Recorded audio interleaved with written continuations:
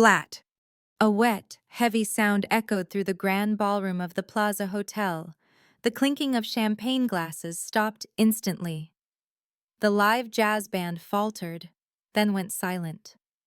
300 pairs of eyes belonging to Wall Street sharks, tech moguls, and socialites locked onto me.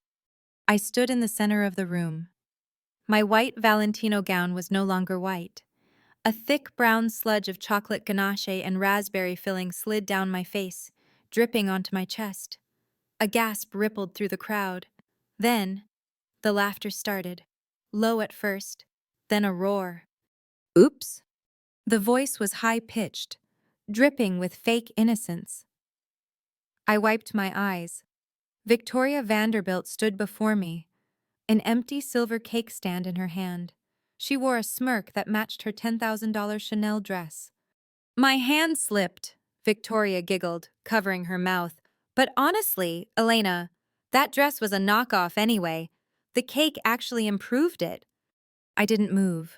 I felt the cold, sticky frosting seeping into my skin. My heart hammered against my ribs, not from fear, from rage. Bradford Calloway, my fiancé of 2 years, stood next to her. He didn't rush to help me. He didn't offer a napkin. He took a sip of his bourbon, looking at me like I was a stain on his Persian rug. "Clean yourself up, Elena," Brad said. His voice was bored. "You look like a clown. You're embarrassing me in front of my investors." I slowly used a finger to wipe a dollop of frosting from my lip. I tasted it.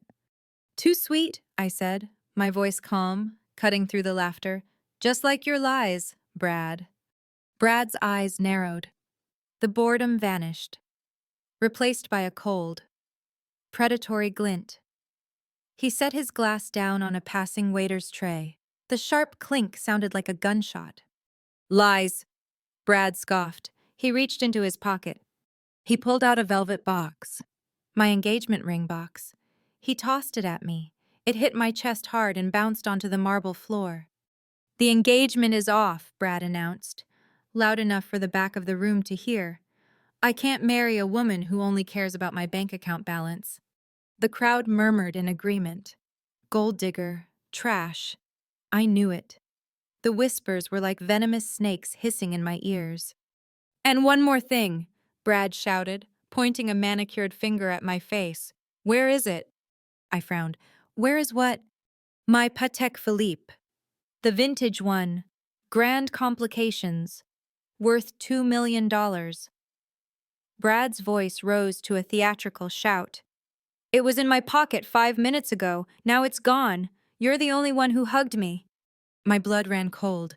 This wasn't just a breakup. This was an execution. "I didn't touch your watch, Brad," I said, keeping my chin up. "Liar!" Victoria shrieked. She stepped forward, playing the outraged friend perfectly. I saw her hand slip into his jacket. "She's a thief, a dirty, low-class thief." "Search her!" someone from the crowd yelled. Brad shook his head, feigning mercy. "No police. I just want my watch back. Security." 2 massive security guards in black suits materialized from the shadows. They didn't look like hotel staff. They looked like mercenaries. "Search her," Brad ordered, "thoroughly." "Wait," I said, stepping back. "You have no right." One guard grabbed my arm. His grip was like a steel clamp. Pain, sharp and immediate.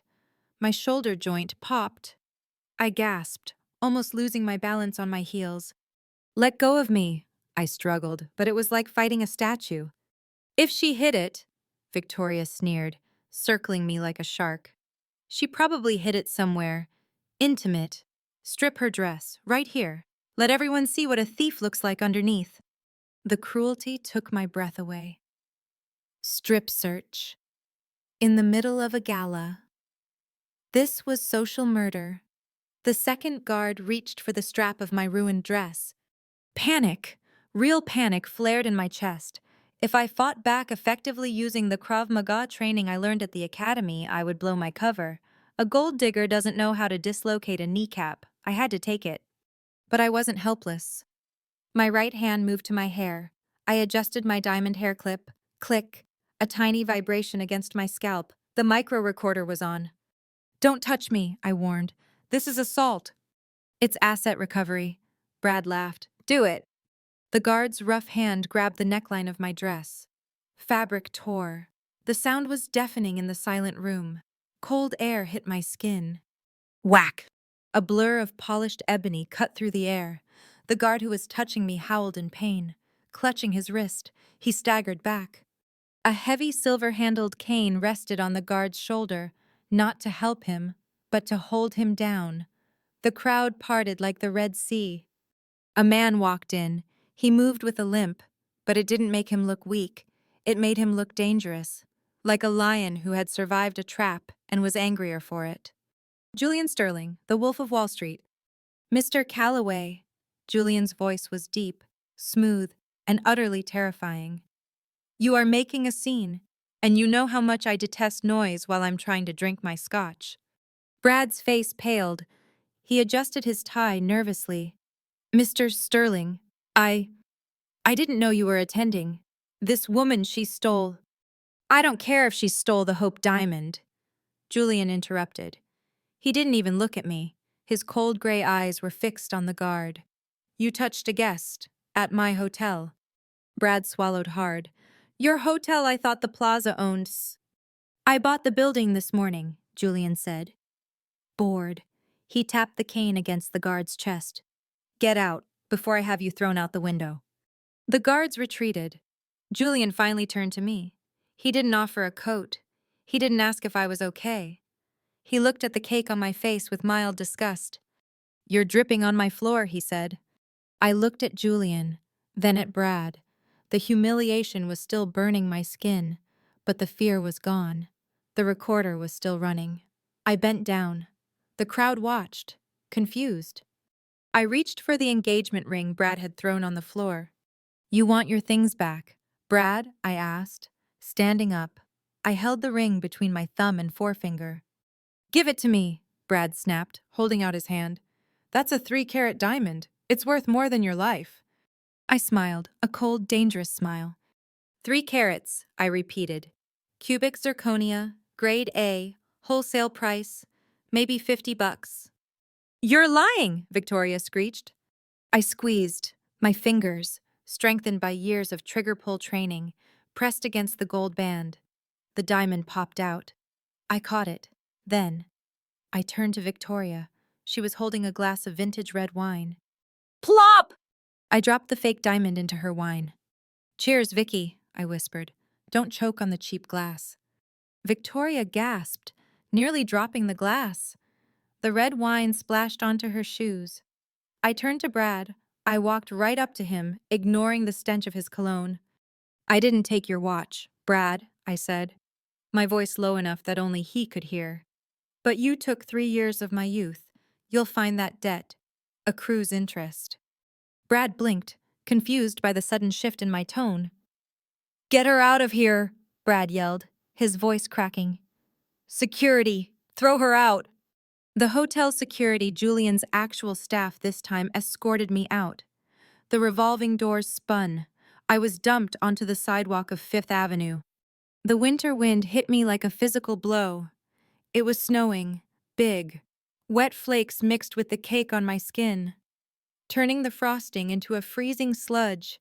I shivered violently, but I didn't hug myself for warmth. I reached into the hidden slit of my ruined dress, near my thigh. I pulled out a small, black burner phone. I dialed a number from memory. "Status?" a distorted voice asked on the other end. I looked back at the glowing golden windows of the ballroom. I wiped the last smear of chocolate from my cheek. "The asset is secure," I said, my voice steady, devoid of any gold digger accent. "Subject Calloway has confirmed possession of the offshore accounts. He framed me to clear his liability." "Permission to extract you, Agent Vance?" the voice asked. "Negative," I said. I watched a black limousine pull up to the curb. The window rolled down. Julian Sterling was inside, watching me. "Initiate Phase 2, I ordered into the phone. "Codename bankruptcy. I'm going to make him poor. Then I'm going to make him rot." I hung up. The window of the limousine lowered completely. Julian didn't smile. He just unlocked the door. "Get in," he said, "unless you prefer freezing to death." I stepped toward the car. The hunter had just walked into the wolf's den, but Julian didn't know. I was the one bringing the trap. The interior of the limousine smelled like aged leather and Davidoff cigars. It was warm, a sharp contrast to the biting New York winter outside. But the atmosphere was colder than the blizzard I had just escaped. Julian Sterling sat across from me. He didn't offer me a towel. He didn't offer me a drink. He just watched me. His gray eyes analyzing every smear of chocolate on my face, every shiver of my body. "Most women would be crying by now," Julian said. His voice was low, vibrating against the hum of the engine. "Or begging for a check." I pulled a napkin from the center console and wiped the frosting from my collarbone. I didn't look at him. "I'm not most women, Mr. Sterling, and I don't want your money." "Everyone wants my money, Elena," he countered, leaning forward. The movement was predatory. "Brad Calloway just saved himself $2 million by dumping you. And you climbed into my car without hesitation. That tells me you're either very stupid or you're planning something that requires a getaway driver." My heart skipped a beat. He was sharp, too sharp. "I needed a ride." I lied smoothly, meeting his gaze. "And you hate Brad. The enemy of my enemy is my chauffeur." Julian's lip twitched, almost a smile. Then it vanished. He tapped his cane against the floor. "I dropped you at the corner," he said, signaling the driver. The car slowed. "I don't play savior to stray cats. If you want to survive in this city after tonight, you need claws, not jokes." The car stopped. The door opened automatically. I stepped out into the snow. Before the door closed, Julian added one last thing. "Check your pocket." As the black limousine dissolved into the white night, I reached into the pocket of my ruined dress. My fingers brushed against something hard and cold. It wasn't money. It was a black business card. No name, just a logo, a silver wolf, and a phone number. I stared at the card. Why? But I didn't have time to analyze Julian Sterling. I had a fiancé to bankrupt. The next morning, 9 a.m., the lobby of Callaway Capital Bank was a temple of greed. Marble floors, gold-leafed ceilings, and the hushed silence of money being moved. I walked in. I wasn't wearing Valentino today. I wore jeans, a hooded sweatshirt, and cheap sneakers. I looked like exactly what they thought I was, a desperate ex-girlfriend clinging to the wreckage. I approached the teller counter. The nameplate read Jerry, senior associate. I knew Jerry. He was Brad's frat brother. "I need to make a withdrawal," I said, sliding my debit card across the granite counter. Jerry didn't take the card. He looked up, adjusted his glasses, and smirked. He had seen the news. Everyone had. Cakeface was trending on Twitter. "Well, well," Jerry said, his voice loud enough to turn heads. "If it isn't the Cinderella of Fifth Avenue, did you lose a glass slipper or just your dignity?" "Just process the transaction, Jerry," I said, keeping my voice trembling. I needed him to think I was weak. He typed slowly on his keyboard, making a show of it. Clack, clack, clack. "Declined," he announced cheerfully. "That's impossible," I pleaded, leaning in. "There's $5,000 in that account. It's my savings." "Declined," Jerry repeated, louder this time. He spun the monitor around. A red banner flashed across the screen, account frozen.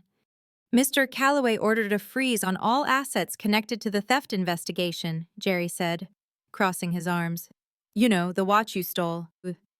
"I didn't steal anything. I need to pay rent." I let my voice rise to a desperate pitch. "Security," Jerry called out, looking past me. "We have a vagrant disturbing the peace." The heavy footsteps of a guard approached behind me. Perfect. The stage was set. "Wait." The voice came from the entrance. The automatic doors slid open, bringing in a gust of cold air and the scent of expensive cologne. Bradford Calloway walked in. He was wearing a navy bespoke suit, looking fresh and victorious. Victoria hung on his arm, draped in mink fur, holding a toy poodle.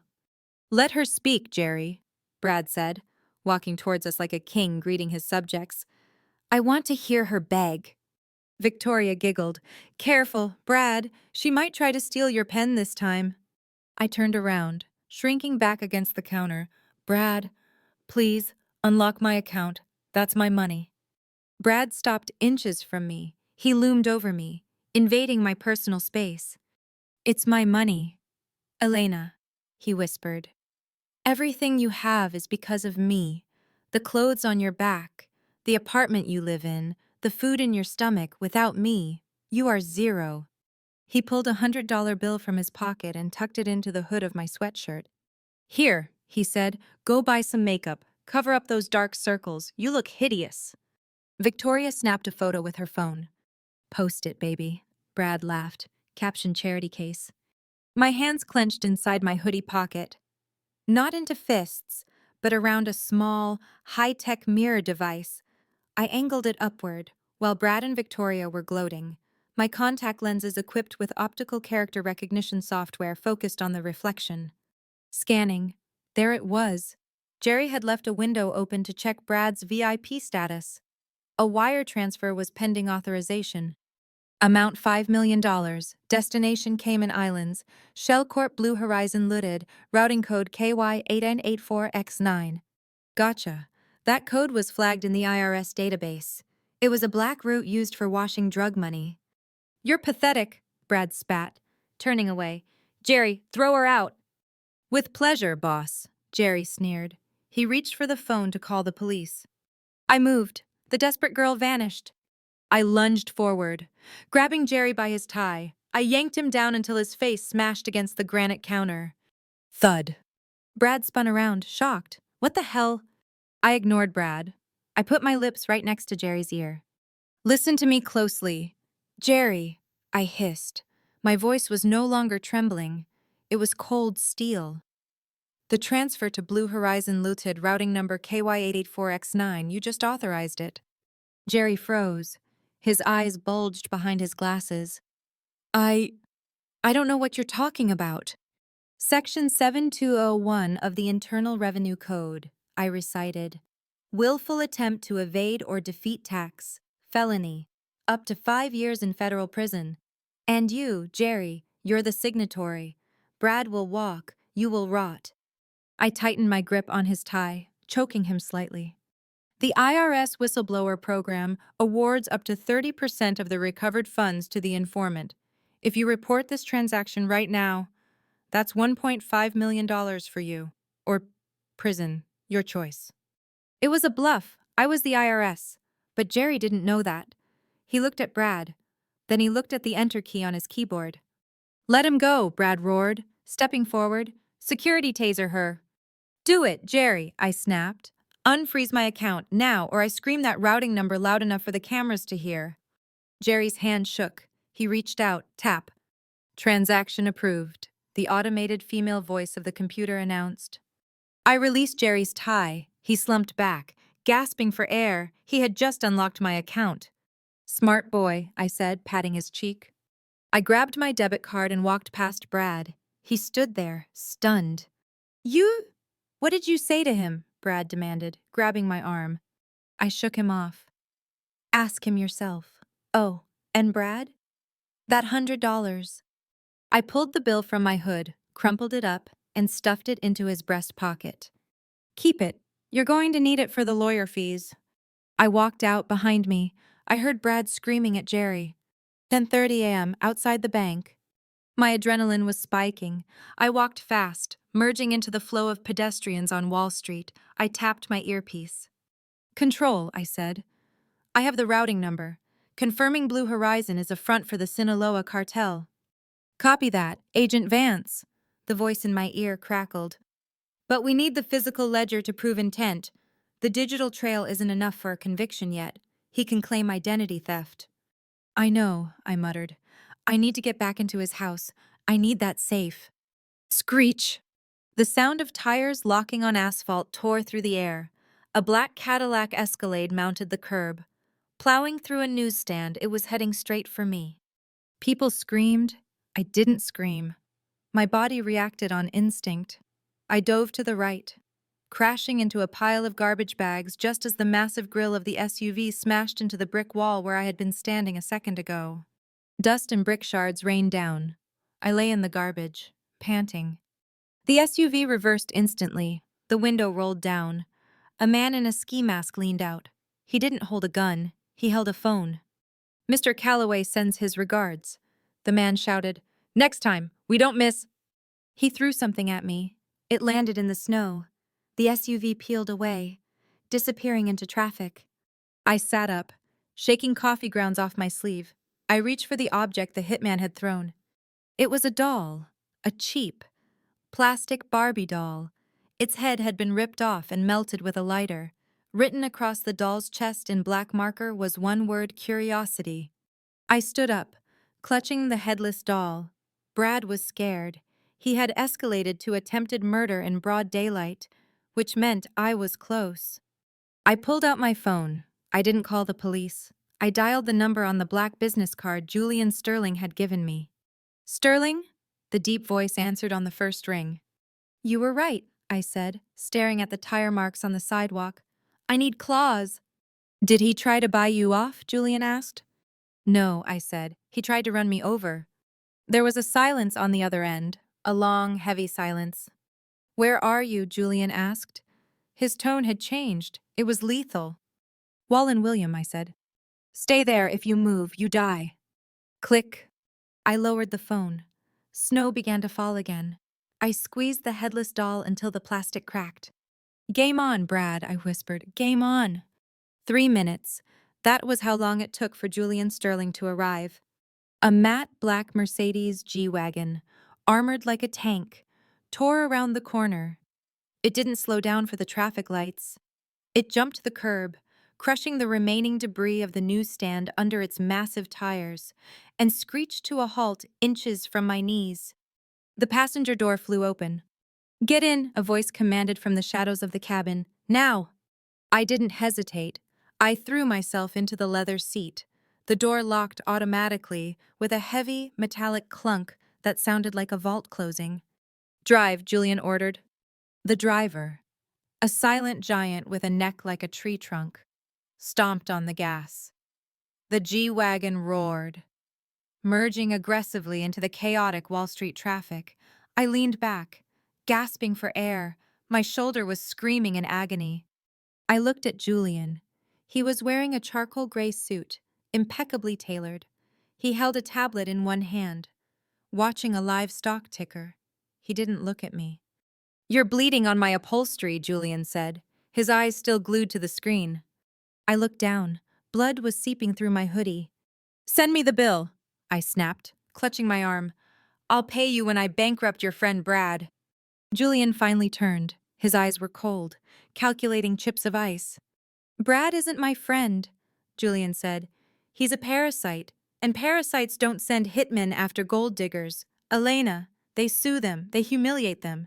They don't try to turn them into roadkill on William Street." He closed the tablet with a sharp snap. "So, tell me, who are you really? Because you're certainly not the bimbo you've been pretending to be for 2 years." The car swerved, taking a sharp turn toward Tribeca. "I'm a woman who knows too much," I said, keeping my cover. I saw his ledger, the real one. "A ledger?" Julian scoffed. "Brad is careful. He doesn't leave paper trails." "Everyone leaves a trail," I muttered, gritting my teeth as a wave of pain hit me. "You just have to know how to smell the ink." Julian studied me. He saw the sweat on my forehead, the way I was holding my arm. "Your shoulder is dislocated," he observed. "Posterior dislocation. Rare, painful. I'll live." "We're going to my penthouse," Julian stated. "Not a hospital. A hospital means police reports. Police reports mean Brad finds you again tonight, and I don't want a corpse on my conscience." "Since when do you have a conscience?" I shot back. "I don't," Julian replied smoothly. "But I hate messy paperwork."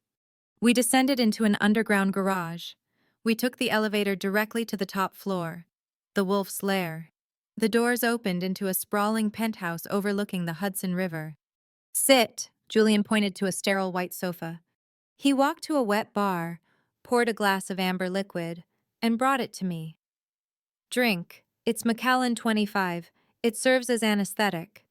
I took the glass with my good hand and downed it in one gulp. The burn in my throat was grounding. Now, Julian said, rolling up his sleeves. Give me your arm. I'm going to reset it. I looked at him. You're a doctor now. I grew up in boarding schools where fighting was the curriculum, Julian said. I know how bodies work. He grabbed my wrist and elbow. His hands were strong, warm. This is going to hurt, he warned. Do it. He didn't count to 3. He just twisted and pushed. Crack.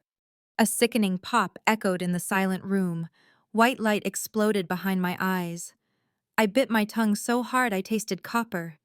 But I didn't scream. I just let out a sharp, hissed breath. Julian watched my face closely. He was testing me, looking for the tears. I stared right back at him, my eyes watering but defiant. Is that it? I rasped. My manicurist is rougher than you.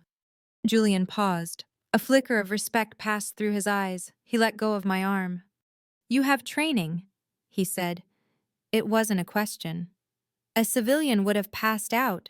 Your heart rate spiked, but your breathing remained controlled. Yoga, I lied. Don't insult my intelligence. Elena. He walked back to the bar.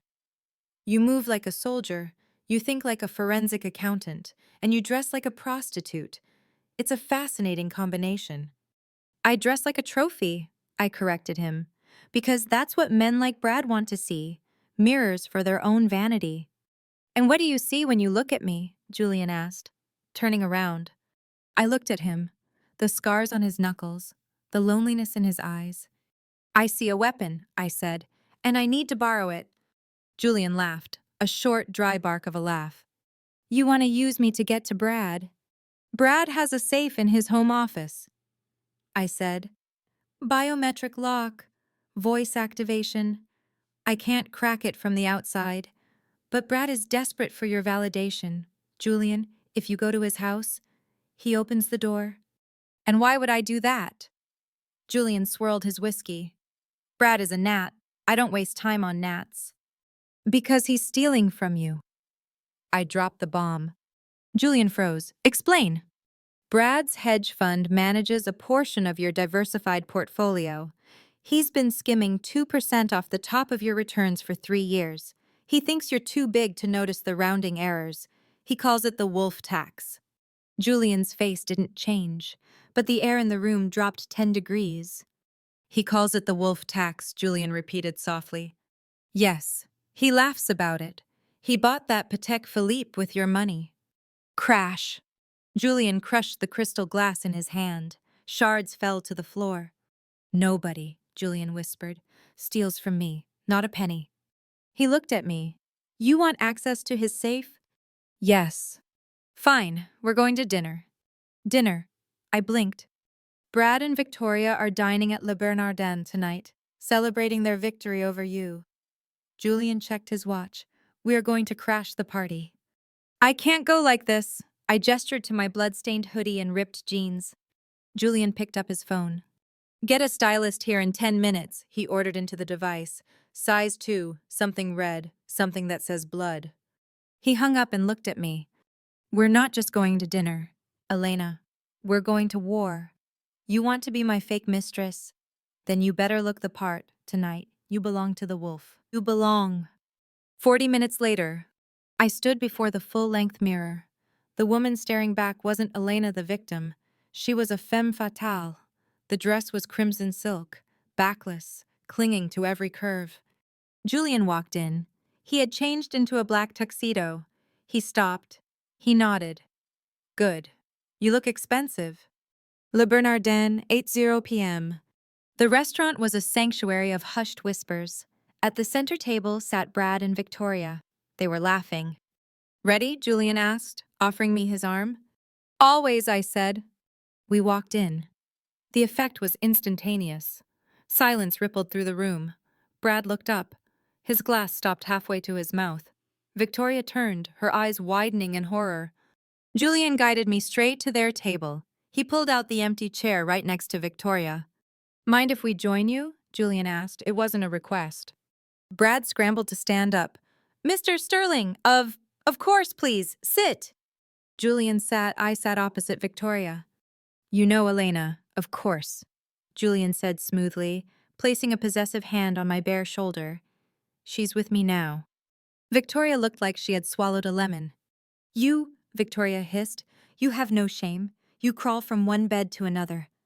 Careful, Victoria, I said, picking up the menu. Stress causes wrinkles.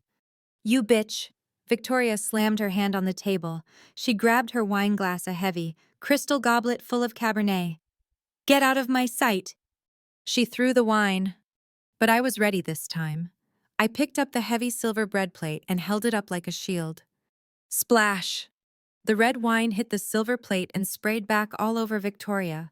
Her white mink coat, her face, her hair, she was drenched in red. The restaurant went dead silent. Victoria screamed, "My coat! This is real fur!" I slowly lowered the plate. My red dress was spotless. I reached for the bottle of wine sitting in the ice bucket. A 1996 Dom Perignon. I stood up. Brad panicked. Elena, put the bottle down! I looked at Julian. He was leaning back, watching me with amusement. I grabbed the neck of the champagne bottle. Smash! I swung it down hard against the edge of the table. The bottom of the bottle shattered, turning the glass neck into a jagged, sparkling shank. Shards of glass flew. Guests screamed. I pointed the jagged glass bottle straight at Victoria's throat. You want to talk about trash? Victoria, I whispered. Trash is throwing wine. Class is knowing exactly where to cut so you don't hit the jugular. I moved the glass an inch closer. Victoria froze, terrified. Apologize, I commanded. For the cake, for the watch, for the insults, now! Brad looked at Julian, begging for help. Mr. Sterling, control your woman. Julian took a sip of water. He smiled a cruel, wolfish grin. I don't control her, Brad, Julian said softly. I just unleash her. The jagged edge of the broken champagne bottle hovered 2 inches from Victoria's throat. A single drop of champagne dripped from the glass, landing on her collarbone like a cold tear. The restaurant was dead silent. I, Victoria stammered. Her eyes were crossed, fixated on the weapon. The arrogance was gone. Say it, I commanded. My voice wasn't loud, it was a whisper. Loudly. Brad stood up, his hands shaking. Elena, stop, you're crazy. I'm already in hell, Brad. I didn't look at him. Apologize for calling me a thief. Apologize for being a miserable, insecure bully. Victoria looked at Julian for help. Julian was checking his nails. I wouldn't wait, Victoria, Julian said lazily. My insurance doesn't cover throat reconstruction on the premises. Victoria broke. A sob escaped her throat.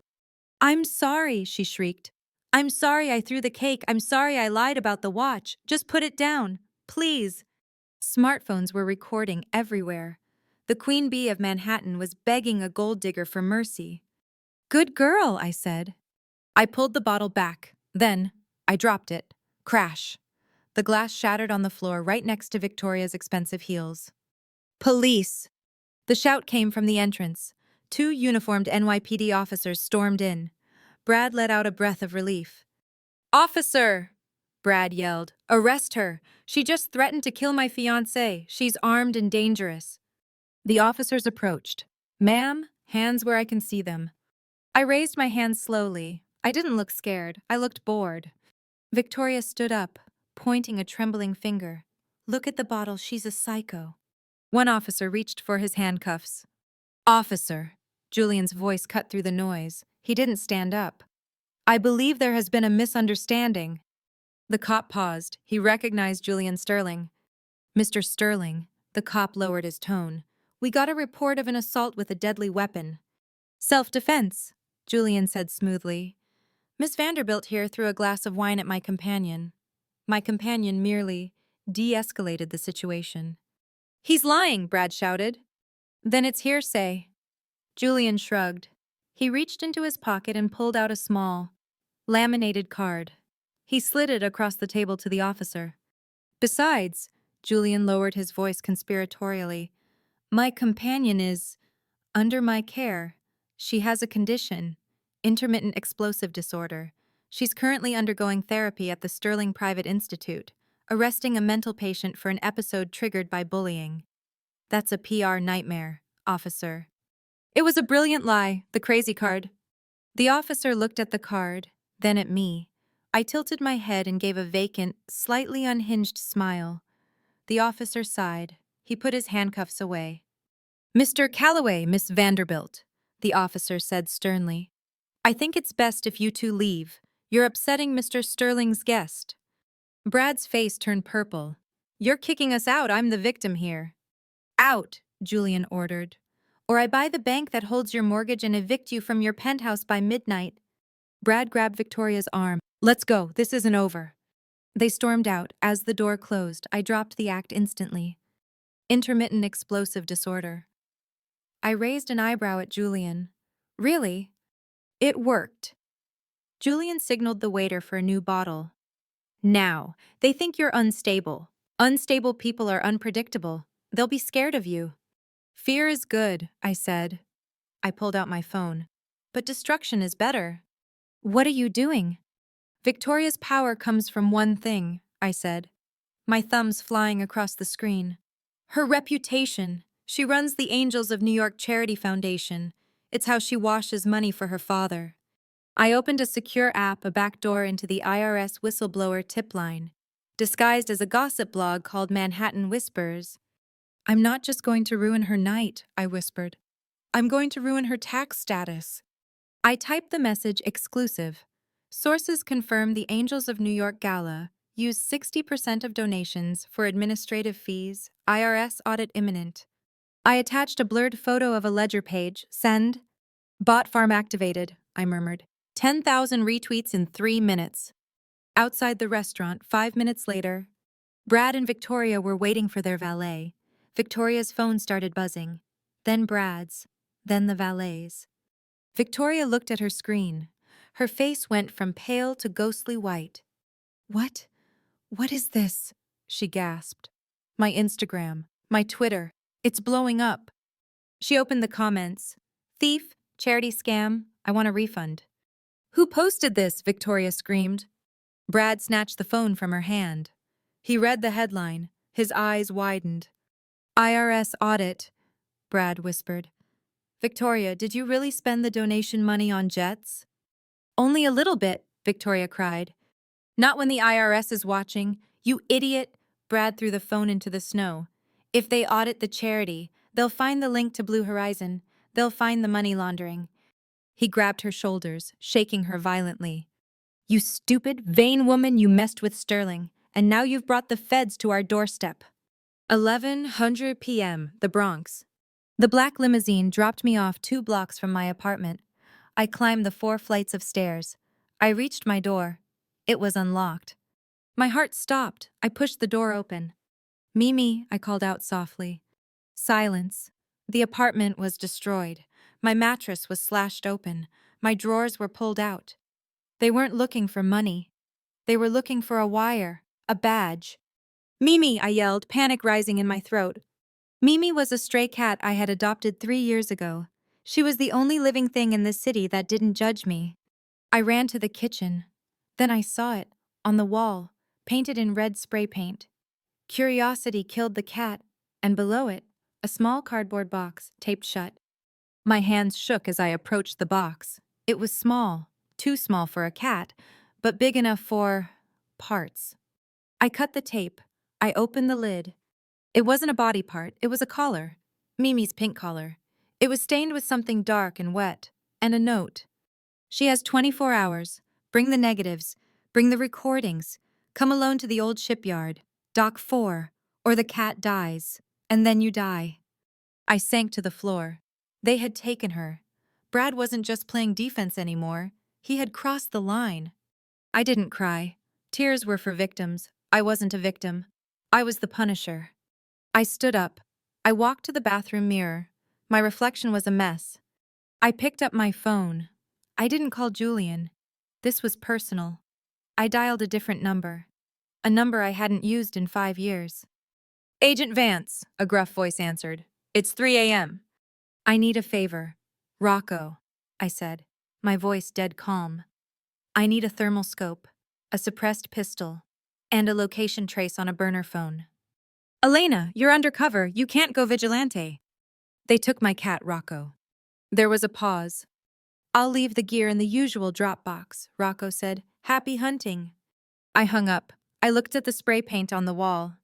Curiosity didn't kill the cat, I whispered to the empty room. The cat came back, and she brought hell with her. It was 2 a.m. in a storage locker in Queens.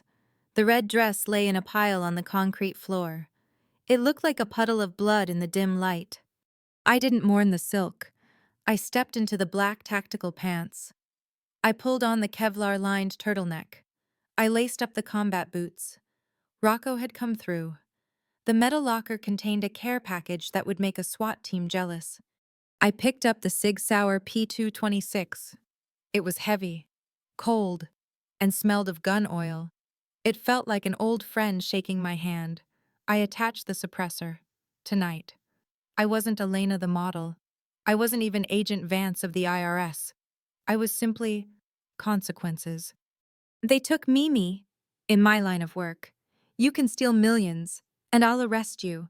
But you touch my family even if that family has 4 legs and fur and I stop reading you your rights. I start reading you your last rights. I put on a black beanie. I looked in the small, rusted mirror. The eyes staring back weren't human. They were shark eyes, dead, black, hungry. Hang on, Mimi, I whispered. Mommy's coming. At the Sterling penthouse. Julian Sterling couldn't sleep. He stood by the window, holding his tablet. On the screen, a single red dot was moving rapidly across the map of New York. Sir, his head of security stepped out of the shadows. The tracker in the clutch purse indicates she's moving east, towards the Brooklyn Navy Yard. Julian frowned. The Navy Yard, it's abandoned. It's a graveyard for ships and bodies. Should I call the police? No, Julian said. If she's going there, she's either meeting someone or walking into a trap. He grabbed his coat. She's not a model, Marcus. Models worry about breaking a nail. She worries about hitting the jugular. Prepare the car. 2:45 a.m., Brooklyn Navy Yard, Dock 4. The wind off the East River cut through my clothes like a knife. It smelled of salt and rotting wood. I moved through the maze of shipping containers, silent, invisible. Ahead, under the yellow glare of a portable floodlight, I saw them. 3 men. 2 were standing guard holding baseball bats. The third man, the leader, was sitting on a crate playing with a lighter. And there, next to him, was a small metal cage. Meow. The sound was weak. Mimi was alive. My heart hammered, but my hands remained steady. Where is she? One of the guards grumbled. She'll come, the leader sneered. Women like her always come for their pets. They're soft. He kicked the cage. Clang, Mimi hissed. Shut up, rat, the leader spat. 5 more minutes. If she doesn't show, we throw the cage in the river. Rage, pure, white-hot molten rage flooded my veins. I stepped out from behind a container. I wouldn't do that, I said. The 3 men spun around. Well, well, the leader laughed. Look who decided to show up. Where's the dress, sweetheart? I am, I said. I raised my hand. I wasn't holding the negatives. Get her, the leader ordered. Break her legs. The 2 guards charged. Big mistake. I didn't retreat. I ran toward them. The first guard swung the bat. I slid on the icy concrete. The bat sliced through the air above my face. I popped up inside his guard. My palm struck his chin. Crack! He folded. The second guard hesitated. Bitch! He screamed, thrusting the bat.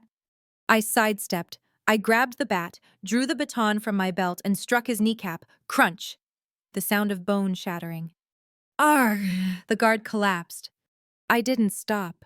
I walked toward the leader. He wasn't laughing anymore. He pulled a gun from his waistband. Stop, he yelled, shaking. I'll shoot the cat. He aimed the gun at the cage. Drop your weapons. I slowly dropped the baton. Now the gun. He pointed at my hip. 2 fingers, slowly. I reached for the Sig Sauer. You're making a mistake, I said softly. Shut up, I'm gonna count to 3. 1. I calculated the distance. 15 feet. Target area, the right shoulder. 2. I didn't wait for 3, I drew. It was a blur. The suppressed shot sounded like a harsh cough. The bullet didn't hit him. It hit the gun in his hand. Clang. The impact shattered his pistol and sent it flying into the dark water. The leader fell back, clutching his numb fingers. I was on him before he hit the ground. I kicked him in the chest and pressed the muzzle of my hot gun against his forehead. The cat, I whispered, is she okay? You're a cop, the leader stammered. Worse, I said. I'm the IRS. We collect what's owed, and you owe me a debt of pain. I pistol whipped him. He slumped unconscious. I holstered the gun and ran to the cage. Mimi! I ripped the door open. Mimi huddled in the corner. She wasn't hurt. I scooped her up, burying my face in her fur. I got you, I whispered. A slow clapping sound echoed from the darkness. Clap, clap, clap. I spun around, gun instantly back in my hand. Impressive, a deep voice said. Very impressive. Julian Sterling stepped into the circle of light. He leaned on his silver-handled cane. You took down 3 armed men in less than 60 seconds, Julian said. That's military grade. He took a step closer. Stay back, Julian, I warned. I think I do, Julian smiled. Because Elena the model is dead. She died in that bank yesterday. So, who are you really? I'm the woman who is going to take down Brad Calloway, I said. And if you get in my way, Julian, I won't miss your knee. Julian didn't flinch. I believe you, but you have a problem. You left one. Julian pointed behind me. I spun around. The guard I had punched in the throat was stumbling to his feet. He was holding a remote control. For Brad? The guard wheezed. He pressed the button. Boom! An explosion rocked the far end of the dock. A fireball erupted into the night sky. It wasn't my apartment. It was Blue Horizon, a massive cargo ship docked 500 yards away. The ship that contained the physical evidence of Brad's smuggling ring.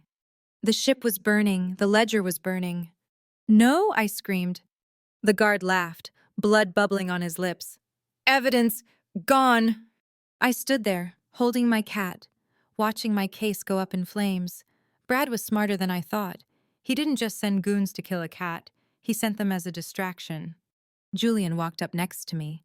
The orange glow of the fire illuminated his face. Looks like you need a new plan, Julian said. No. I holstered my gun, watching the flames reflect in my dead eyes. I don't need a plan. I need a shovel. A shovel! To dig his grave. I turned to Julian. Because now, I'm not just going to bankrupt him, I'm going to destroy him. The interior of the G-Wagon was silent, save for the rhythmic thump of the tires on the asphalt and the soft, terrified purring of Mimi in my lap. I stared out the tinted window. The orange glow of the burning ship faded behind us, swallowed by the New York skyline. $500 million, I whispered, stroking Mimi's matted fur. Gone in smoke. It was insured, Julian said from the driver's seat. His voice was calm, terrifyingly so. But the evidence wasn't. He turned a sharp corner, the leather steering wheel creaking under his grip. You handled that weapon like an extension of your arm. Elena, 2 shots, 1 disarm, 1 kill shot on the gun itself. He glanced at me in the rearview mirror. That's not self-defense class at the YMCA. That's Quantico. Or Langley. I didn't answer. I leaned my head against the cold glass. The adrenaline was crashing. My shoulder throbbed. And a new pain, a stinging cut on my cheek from the explosion debris was starting to burn. You're bleeding again, Julian noted. I'm fine. You're a terrible liar for a professional liar, Julian muttered. We're going to my place, and this time, you're going to tell me the truth, or I leave you on the curb with your cat. You won't. I closed my eyes. Why not? Because you saw the fear in Brad's eyes when he blew up that ship. You want to know why he was scared enough to burn $500 million of cargo. And I'm the only one who knows the answer. 3:30 a.m. Julian's penthouse. The elevator doors opened. The penthouse was exactly as we left it, cold, sterile, magnificent. "Put the cat in the guest room," Julian ordered. "There's water in the bathroom. Lock the door. She'll be safe." I did as I was told. When I returned to the living room, Julian was waiting. He had a first aid kit open on the glass coffee table. "Sit," he pointed to the sofa. I sat. The black tactical turtleneck I wore was torn at the shoulder, revealing the angry red bruise from the dislocation earlier, now mixed with a fresh graze from the explosion. Julian sat on the table in front of me. He poured alcohol onto a cotton pad. "This will sting." He pressed the pad to my cheek. I flinched, sucking in a breath. "Gentle, Wolf. I'm not one of your corporate rivals." "You're more dangerous than them," Julian murmured. His hand lingered on my jaw. It was a strange intimacy, cleaning the blood off the face of a woman who just pistol-whipped a thug. He moved to my shoulder. "Take it off," he said. I looked at him. "Buy me dinner first." "I did. You smashed a bottle at it." Julian didn't smile. "Take it off, Elena. I need to see the damage." I hesitated, then pulled the ruined shirt over my head, leaving me in a black sports bra. Julian's eyes scanned my body, not with lust, but with recognition. He saw the old scars. A knife wound on my ribs, a bullet graze on my arm.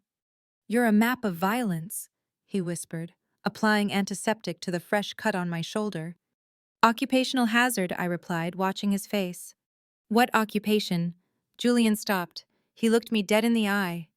"Who do you work for?" "Elena. The CIA, the mob." The room was silent. The wind howled against the glass walls. I took a deep breath. The game of gold digger was over. He had seen too much. "I work for the only organization in America that scares people more than the mob," I said. I reached into my boot and pulled out my badge. I flipped it open.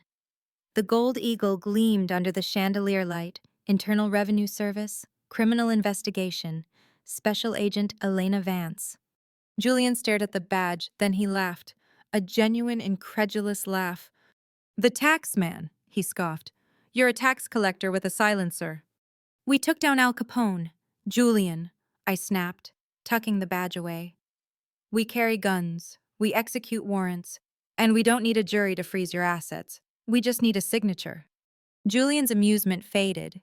He realized the implication. "You're investigating Brad for tax evasion." "Money laundering," I corrected. "Massive scale. That ship, Blue Horizon, wasn't just carrying cargo. It was carrying cash, pallets of it, dirty money from the Sinaloa cartel, being washed through Callaway Capital." Julian stood up, pacing the room. "And my money.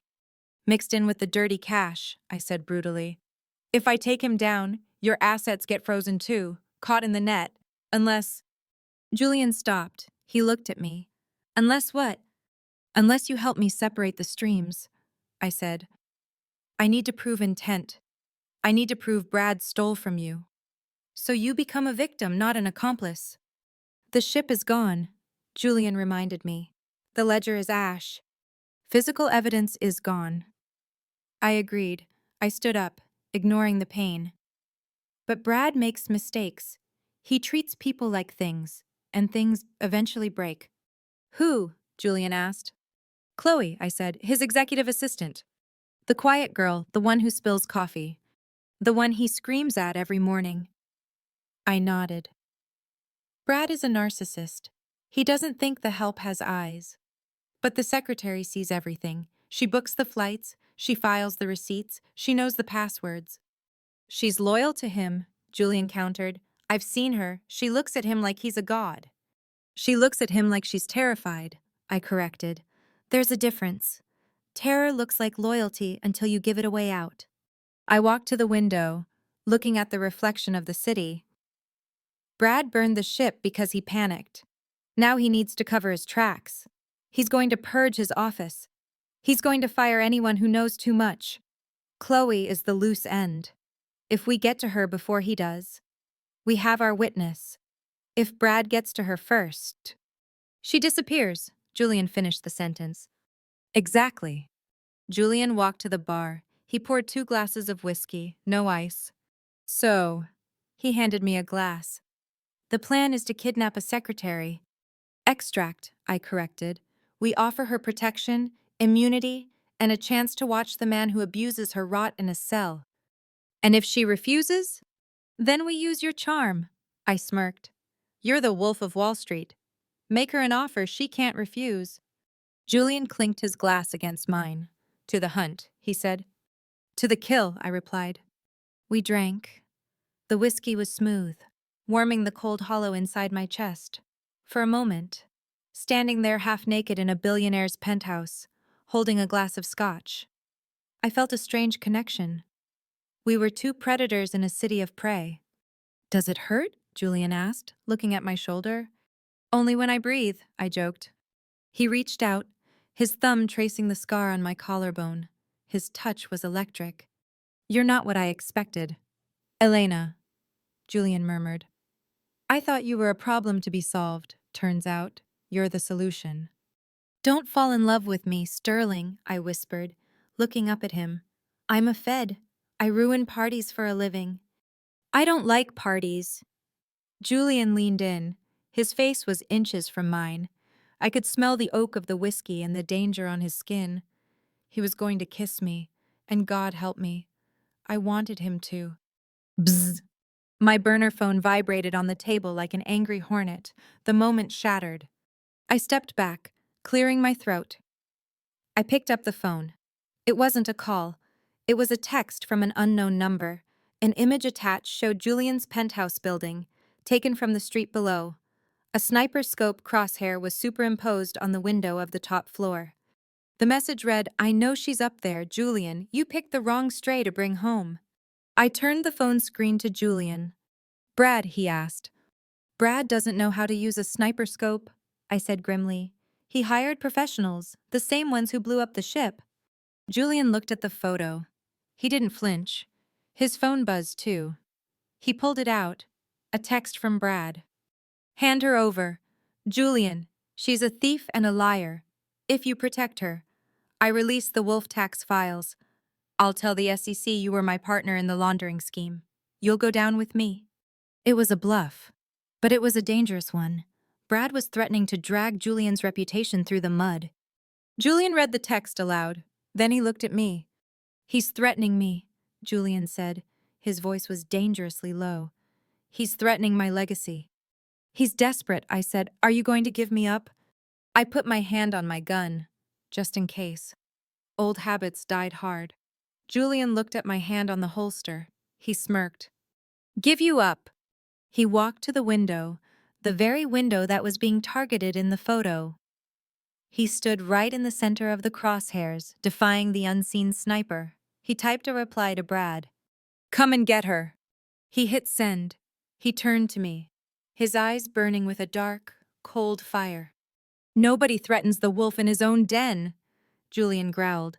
You were right. Elena, we don't just put him in jail. He grabbed his cane. We destroy him, starting with his little secretary. Get dressed. We have a girl to steal. Get to the elevator, now. Julian didn't wait for me to argue. He grabbed my good arm and pulled me away from the window, away from the invisible sniper's crosshairs. We take the service lift, he commanded, moving with a speed that belied his limp. Directly to the garage. My driver has the armored Rolls-Royce ready. The G-Wagon is too conspicuous. We can't just leave, I said, checking the magazine of my Sig Sauer. If they are watching the building, they'll follow us. Let them follow. Julian pressed the button. The steel doors slid open. My security team is currently greeting the gentleman on the roof across the street. He'll be busy. We descended, 50 floors in 30 seconds. My ears popped. Chloe, I said, staring at the floor numbers counting down. We have to find her. Brad knows I'm coming for her. He sent that text to distract us. Where does she live? Astoria, Queens. I recited from memory. Cheap studio, no doorman, vulnerable. The elevator hit the garage level with a heavy thud. Then we drive, Julian said, and pray we're faster than a bullet. The Rolls-Royce Phantom was a beast. Bulletproof glass, reinforced chassis, It roared out of the private exit, tearing onto the West Side Highway. "Step on it," Julian ordered the driver. I sat in the back, my laptop open on my knees, tapping into the city's traffic cam network. "I'm tracking Chloe's phone," I said, my fingers flying. "It's stationary, at her apartment." "That's good, isn't it?" Julian asked, pouring himself a drink from the car's crystal decanter. His hands were steady, but his eyes were tight. "No." I zoomed in on the map. "It's 4 a.m. She should be asleep, but her heart rate monitor connected to her smartwatch is spiking, 140 beats per minute. Panic attack. Or a struggle." I looked up, my face grim. "Brad doesn't fire people. Julian, he erases them. If she knows about the laundering, she's a liability." The car swerved around a taxi, horns blared. "If she dies," Julian said coldly, "we lose our link to the money, and Brad wins." "She's not a link," I snapped. "She's a human being. Drive faster." 4:25 a.m., Astoria, Queens. The building was a crumbling brick walk-up. We didn't wait for the driver. I jumped out before the car fully stopped. Julian followed, his cane clicking rapidly on the icy pavement. "Top floor," I whispered, drawing my weapon. "Apartment 4B." We ran up the stairs. My shoulders screamed in protest with every step, but adrenaline was a powerful painkiller. Third floor. Silence. Fourth floor. The sound of breaking glass came from behind the door of 4B. Then a scream. Muffled. Stifled. "Kick it," I ordered Julian. I stepped back. Julian didn't hesitate. He raised his heavy boot, the one on his good leg, and drove it into the lock mechanism with the force of a battering ram. The door flew open. I swept into the room, gun raised. "Federal agent, drop it." The scene was chaotic. Chloe was on the floor, weeping. A massive man in a black windbreaker was pinning her down. He wasn't hitting her. He was forcing a bottle of vodka down her throat. Scattered around them were white pills. A staged suicide. "Drop the bottle!" I screamed. The man looked up. He wore a surgical mask. Professional. The cleaner. He didn't drop the bottle. He threw it at me. I ducked. The vodka bottle shattered against the wall behind me. The cleaner used the distraction to lunge, not at me, at the window. He was going to bolt. "Oh, no, you don't," Julian snarled. He swung his silver-handled cane. It wasn't a gentleman's tap. It was a baseball swing. The heavy silver head of the cane connected with the assassin's kneecap. The man howled, stumbling back into the room. I holstered my gun and moved in. I grabbed his arm, twisted it behind his back, and slammed his face into the cheap laminate floor. "Stay down." I pressed my knee into his spine. He struggled, reaching for a knife in his belt. I drew my gun again and pressed the hot barrel against his neck. "Give me a reason," I whispered. "Please, give me a reason to save the taxpayers the cost of a trial." The man froze. He let go of the knife. "Julian, tie him up." I tossed a pair of zip ties from my belt to Julian. "I don't do zip ties," Julian said, looking at them with disdain. But he did it. He secured the man's hands to the radiator pipe. I turned to Chloe.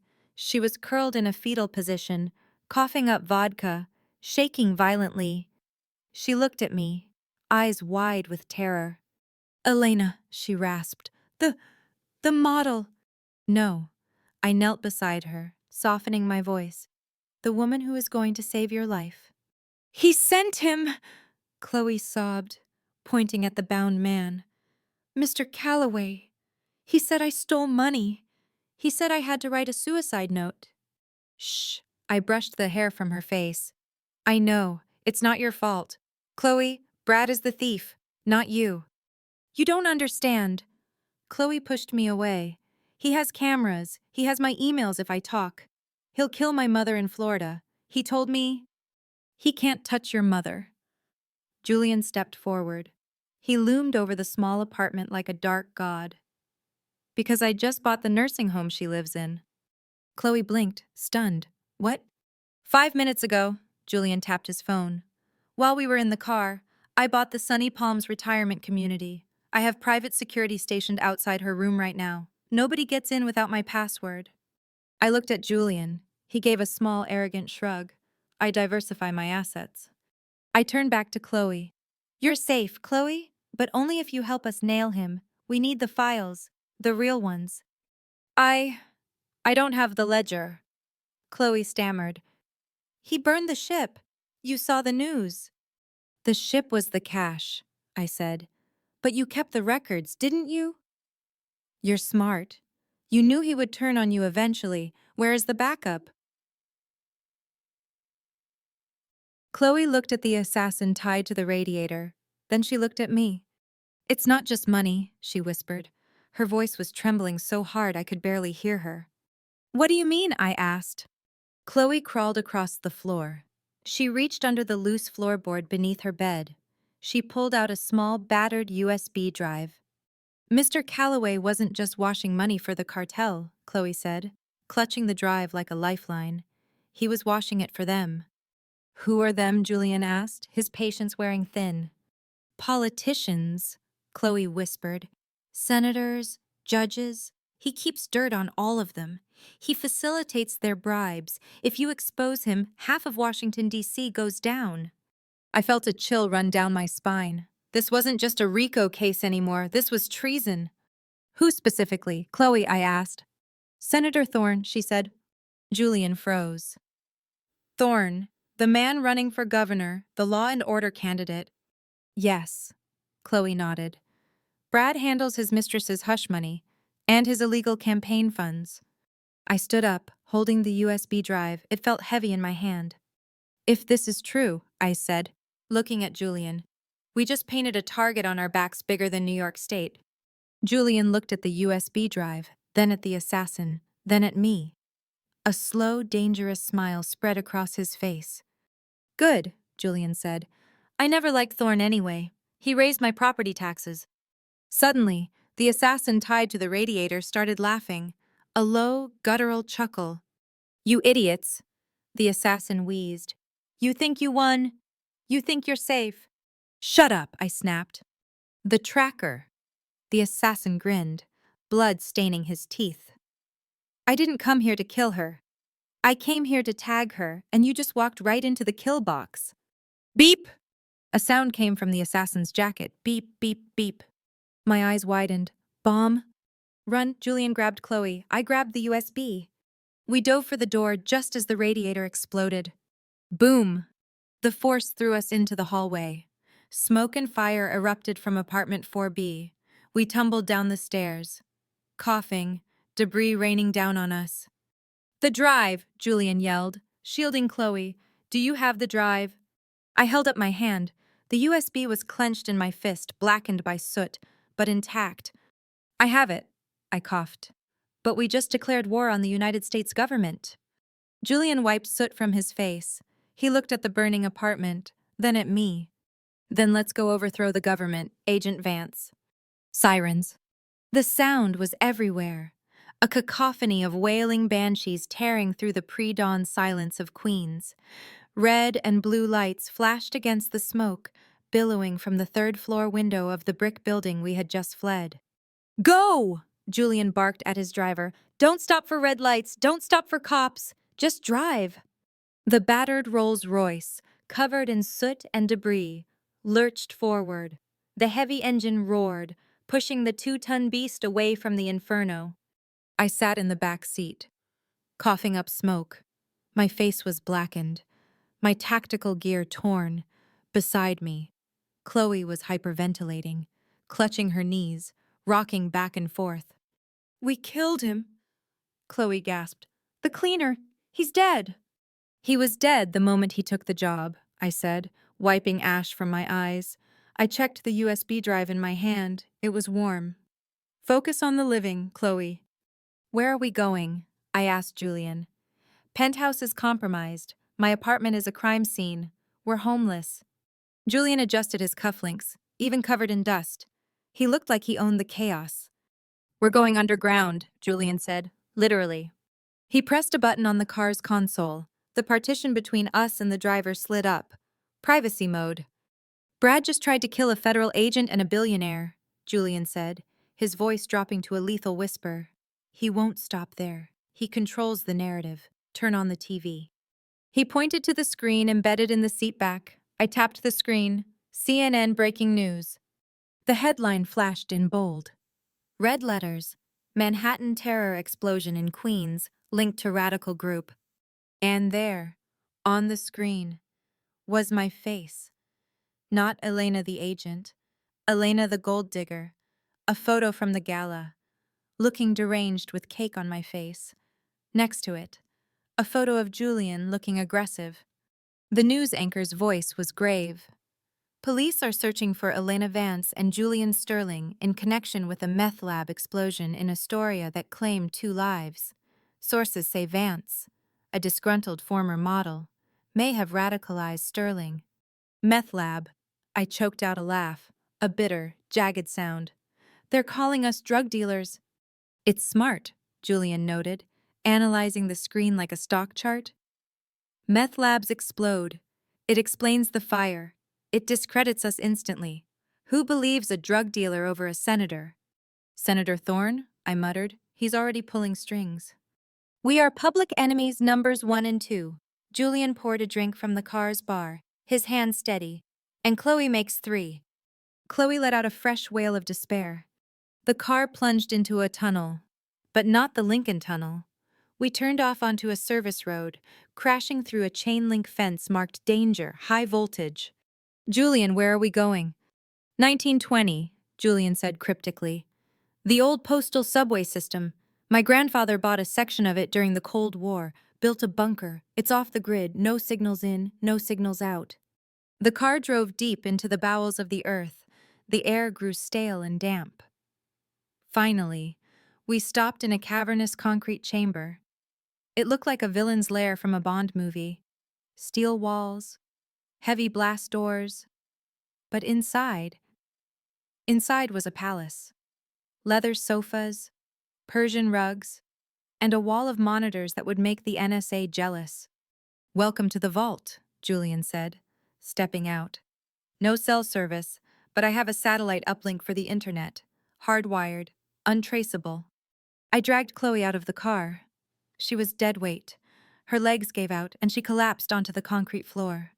I can't do this, Chloe sobbed. I want to go home. I want to call my mom. You can't call anyone, I said, holstering my gun. They'll trace it. I don't care, Chloe screamed. She scrambled up. Wild-eyed, she lunged for the door. Let me go. I'll tell them it was you. I'll tell them I know nothing. She was hysterical. Dangerous. A panicked witness is worse than no witness. I stepped in her path. Move! Chloe shrieked, raising her hand to scratch my face. I didn't dodge. I caught her wrist. Slap! The sound echoed through the concrete bunker. Chloe froze. Her head snapped to the side. A red handprint bloomed on her pale cheek.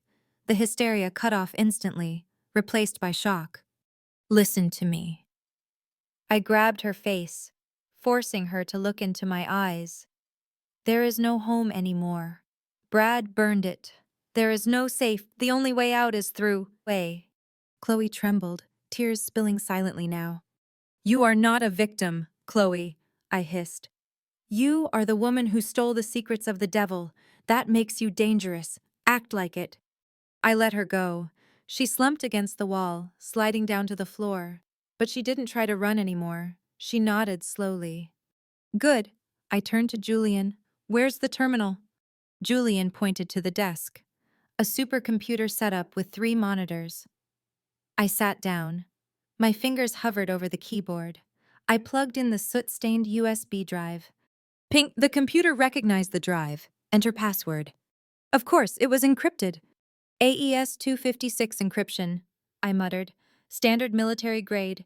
If I brute force this, it will take 100 years. You have 10 minutes, Julian said, leaning over my shoulder, before Thorne realizes we're not dead and starts scrubbing his own servers. I need a password. I rubbed my temples. Chloe, did Brad have a master password? Something he used for everything? Chloe sniffled from the floor. He changes them every week. Random numbers. No, I shook my head. Narcissists aren't random. They are obsessed with themselves. Their passwords are monuments to their ego. I typed money, access denied. I typed Callaway, access denied. I typed Victoria, access denied. Think, Elena, I whispered to myself. What does he value most? Not money, not his fiancé. Power, Julian suggested. I typed power, access denied. No. I stopped. I remembered the gala. I remembered how he looked when Julian walked in. The envy, the desperation. He didn't just want money. He wanted to be Julian. He wanted to be the alpha. He calls his hidden tax fee the wolf tax. I remembered. He's obsessed with you, Julian. What date did you reject his partnership offer the first time? Julian blinked. May 12th, 2019. I typed the date, access denied. Damn it, I slammed the desk. Attempt 4 of 5. One more and the drive wipes itself. The room was silent. The hum of the computer fans sounded like a ticking bomb. Think like a predator, Julian whispered in my ear. His breath was warm on my neck. What is his trophy? His trophy. I closed my eyes. I thought about the office, the safe, the location. Why did he keep the drive under Chloe's floorboards? Because he wanted to control her. Chloe. I turned around. What did he call you when he was angry, when he hit you? Chloe flinched. He called me nobody. And what did he call himself? He said he was God. I turned back to the screen. God. Too simple. He's not God, Julian scoffed. He's a pretender. Wait. I stared at the screen. The day I met him, he told me he was going to be the King of New York. That was his dream. I looked at the prompt. King of New York, I whispered. But in Latin, he loves Latin phrases. He puts them on his letterhead. I typed Rex Novier Barachi. My finger hovered over the enter key. If you're wrong, Julian said, his hand resting on my shoulder. We lose. I'm never wrong about assholes, I said. Click, access granted. A green bar filled the screen. Folders popped up, hundreds of them, offshore accounts, bribes, video evidence. Bingo, I breathed out. We own him. Open the video folder, Julian commanded. His voice was grim. He knew that money crimes were one thing. But video destroyed lives. I clicked on the file named Thorn Initiation. The video player opened. It was grainy, shot from a hidden camera in a hotel room. I watched. Julian watched. Chloe covered her ears in the corner. On the screen, Senator Thorne, the man who campaigned on family values, was sitting on a bed. He wasn't alone. There was a girl, young, too young. She looked drugged. And there was Brad. He was holding the camera, but his voice was clear. Do it, Senator. Show us your loyalty. Thorne hesitated, holding a pillow. She's an immigrant. Brad's voice goaded. Nobody knows she's here. Nobody will miss her. Do it. And the funding for your campaign is released. Thorne pressed the pillow down over the girl's face. I gasped. My hand flew to my mouth. The girl struggled, weakly. Then, she stopped. Thorne lifted the pillow. He looked at the camera, sweat dripping down his face. He looked terrified and exhilarated. Done, Thorne whispered. Are we partners now? The video cut to black. Silence. Absolute. Heavy silence filled the bunker. I felt bile rising in my throat. I had seen bad things. I had seen cartel executions. But this? A U.S. senator murdering a girl for campaign money. My God, Julian whispered. He looked pale. Even the wolf was shaken. It's not just corruption, I said, my voice trembling with rage. It's a blood sacrifice. Brad has it on tape. Thorne is his puppet. If we release this, Julian started. If we release this, the government collapses, I finished. Or, Thorne sends the National Guard to kill us before we can hit upload. Suddenly, the satellite internet connection flickered. The monitors went red. System breach detected. Location traced. They found us, Julian said, staring at the screen. How this bunker is analog. I looked at the USB drive. The drive! I realized with horror. It wasn't just a storage device, it was a beacon. As soon as I entered the password, it pinged home. Brad wanted us to open it, Julian realized. He wanted us to see it, so he knows exactly where to send the cleaning crew. A heavy thud echoed from the blast doors above. Boom! Someone was knocking, with C4 explosives. We have company. Julian grabbed a shotgun from under the desk. He racked the slide. Upload the video, he shouted at me. I can't. The signal is jammed, I yelled, typing furiously. We need to get to a hard line. We need to get to the TV station. Then we fight our way out. Julian looked at me. His eyes were wild, alive. Ready for round 2, Agent Vance. I drew my Sig Sauer. I looked at the terrified Chloe. I looked at the murderer on the screen. I'm not ready to fight, I said, stepping toward the door. I'm ready to start a revolution. Boom. The steel blast doors didn't just open, they disintegrated. A concussive wave of heat and pressure slammed into us, knocking the wind from my lungs. The monitors on the wall shattered, showering the bunker with sparks and glass. Get down, Julian roared. He flipped the heavy oak desk onto its side, creating a makeshift barricade. I grabbed Chloe by the collar and threw her behind it just as the first wave of bullets chewed up the leather sofa where we had been sitting seconds ago. Suppressed automatic fire, high cyclic rate, HK4 sanctions. These weren't street thugs. These were Tier 1 operators, Thorne's personal death squad. Clear left move and flash out, a mechanical voice shouted through a gas mask. A metal canister rolled across the concrete floor, stopping feet from our cover. Eyes, I screamed. Bang! The flashbang detonated. A blinding white light filled the room, followed by a deafening high-pitched whine. Even with my eyes closed, the afterimage burned my retinas. But Julian didn't flinch. He knew this bunker. He knew every angle. He rose from behind the desk, the Benelli shotgun tucked into his shoulder. Boom-chuck, boom-chuck. 2 thunderous blasts echoed in the confined space. Buckshot tore through the smoke. Man down, the tactical team shouted, their formation breaking. Move, Elena. Julian racked the slide again. To the back, the wine cellar. I grabbed Chloe. She was catatonic, her hands clamped over her ears, screaming silently. Up now. I didn't ask. I yanked her to her feet, dragging her toward the heavy wooden door at the back of the room. We burst into the wine cellar. Rows of vintage Bordeaux lined the walls. Julian followed, firing blindly behind him to suppress the entry team.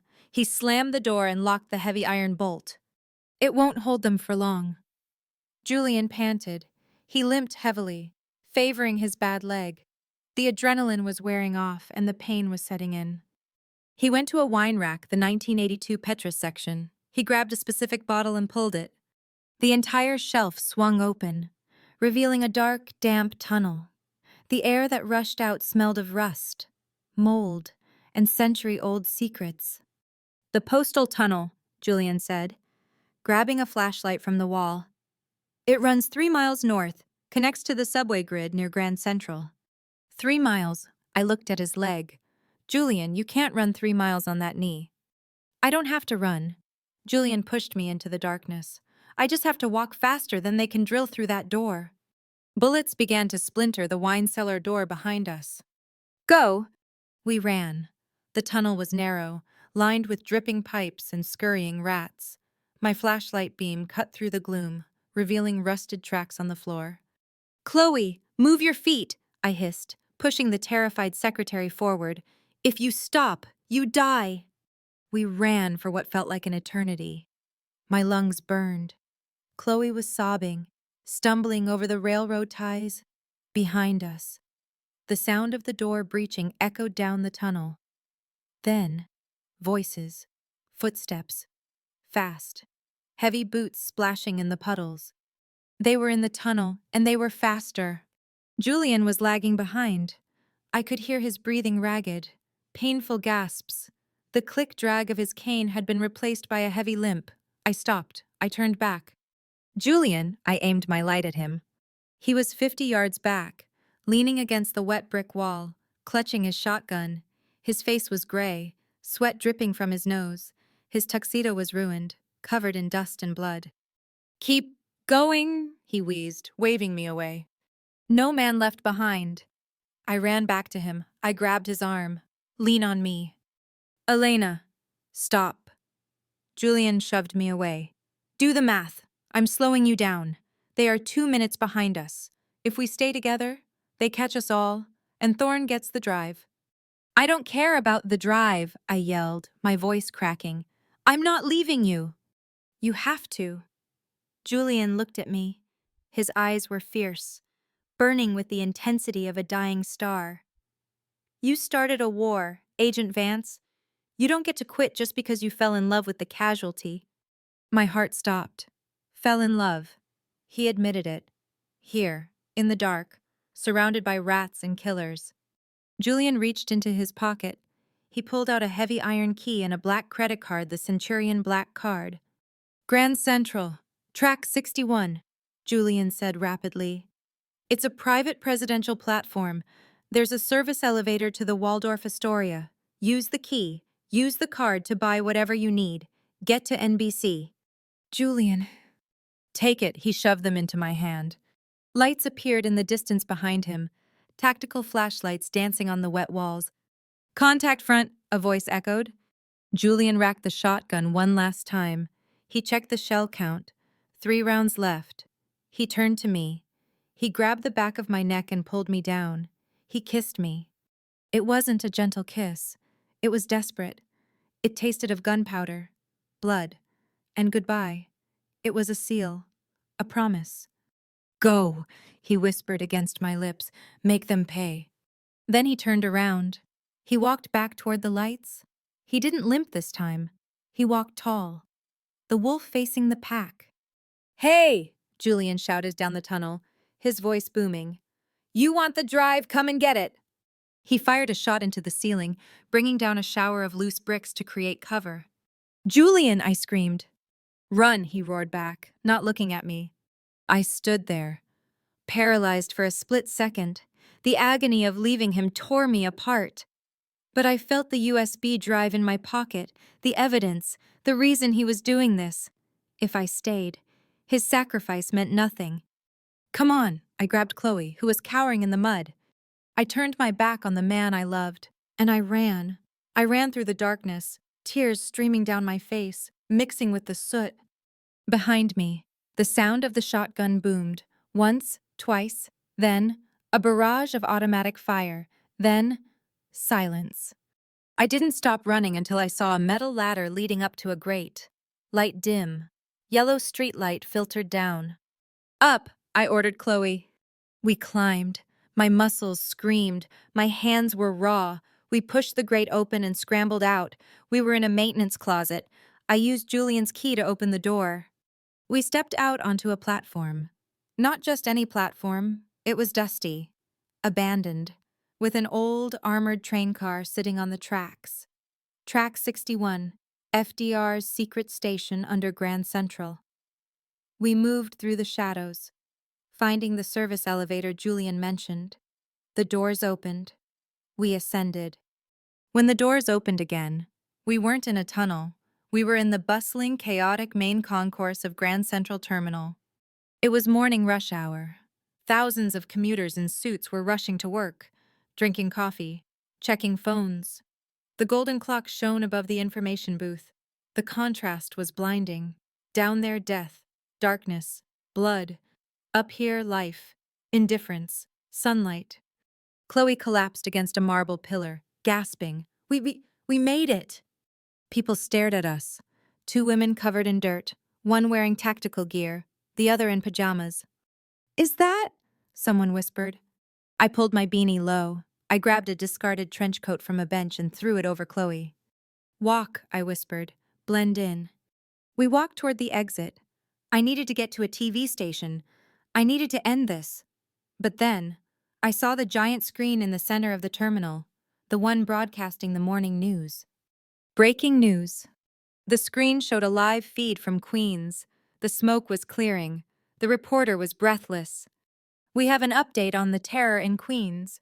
Police have confirmed that the ringleader of the domestic terror cell has been neutralized.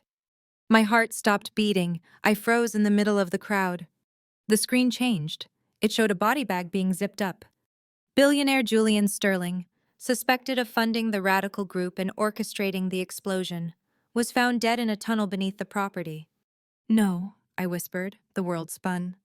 But then, the anchor continued. However, reports are conflicting. A second source says Sterling was taken into custody by a private security firm claiming jurisdiction. He is currently being transferred to an undisclosed location for interrogation. Undisclosed location. That wasn't the police. That was Thorne. They had him. And then, the screen changed again. It showed my face.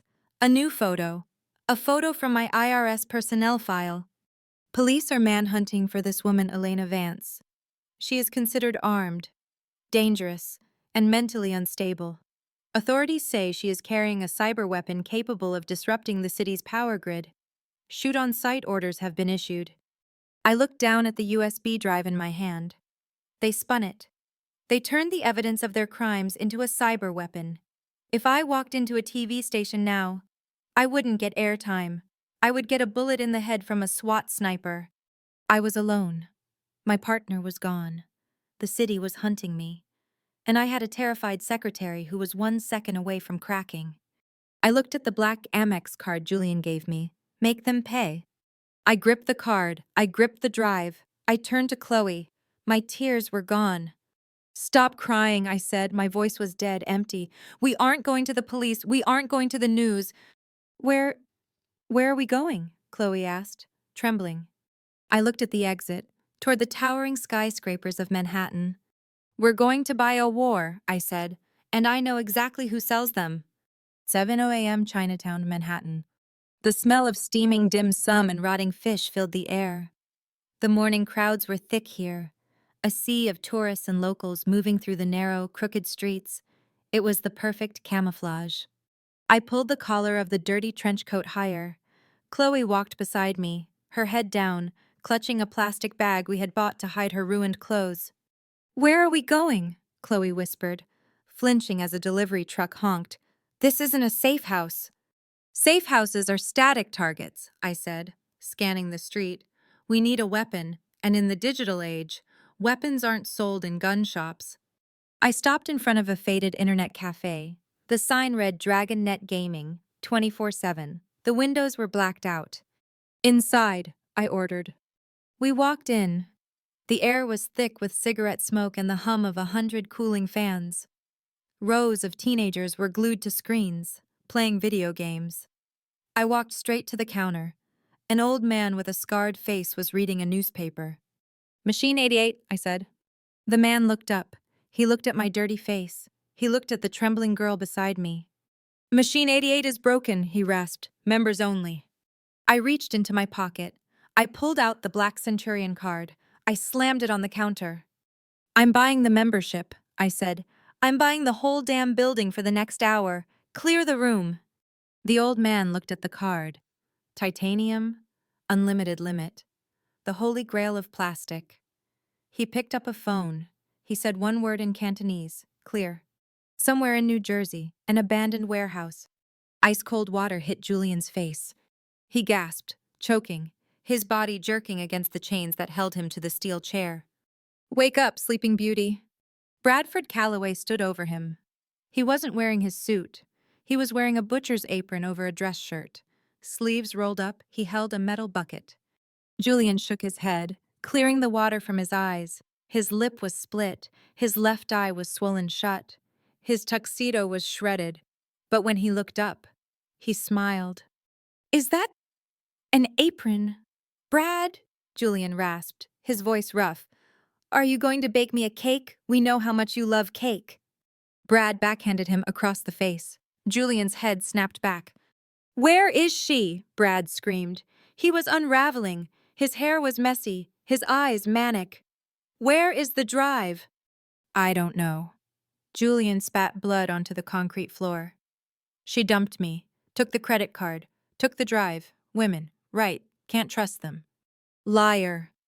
Brad grabbed Julian's jaw, squeezing hard. She wouldn't leave you. You sacrificed yourself for her.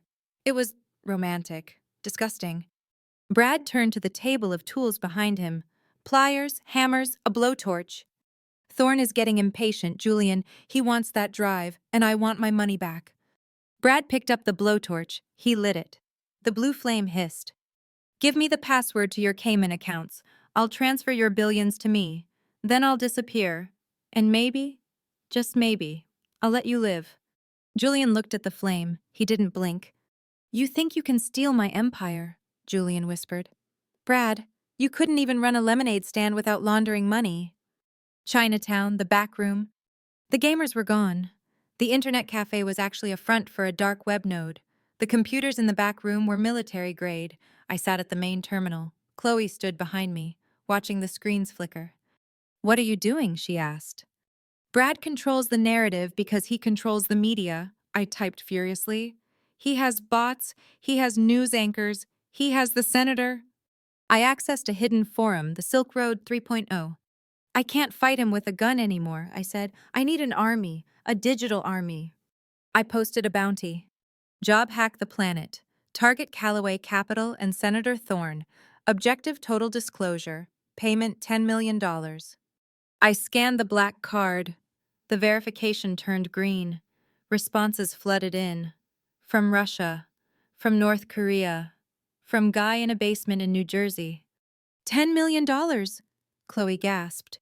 Is that real money?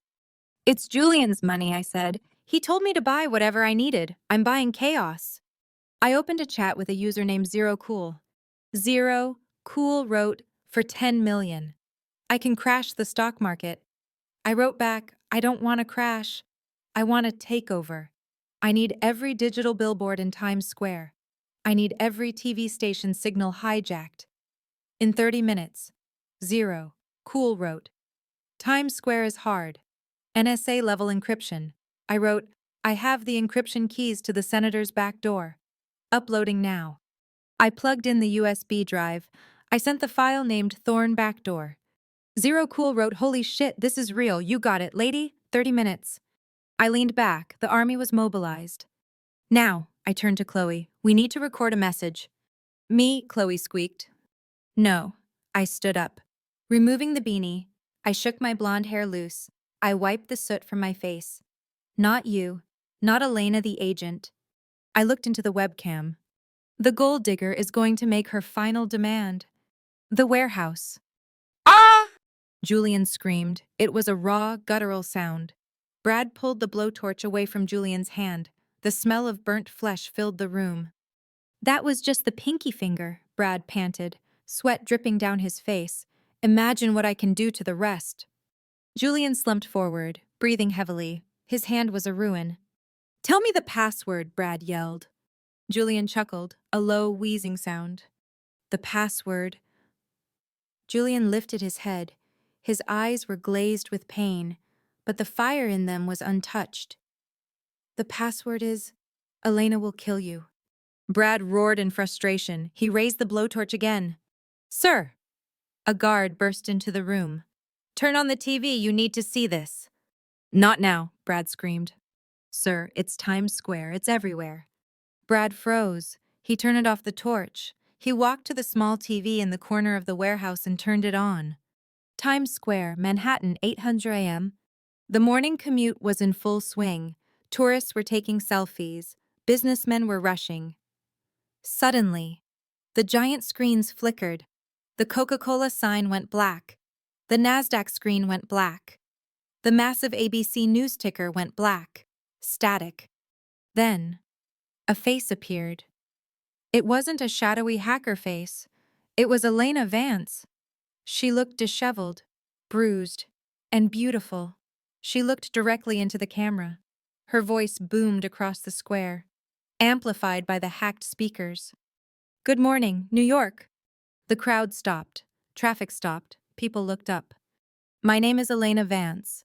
You know me as the gold digger. You know me as the terrorist. But today, I'm just a woman with a story. On the screen, Elena held up the USB drive.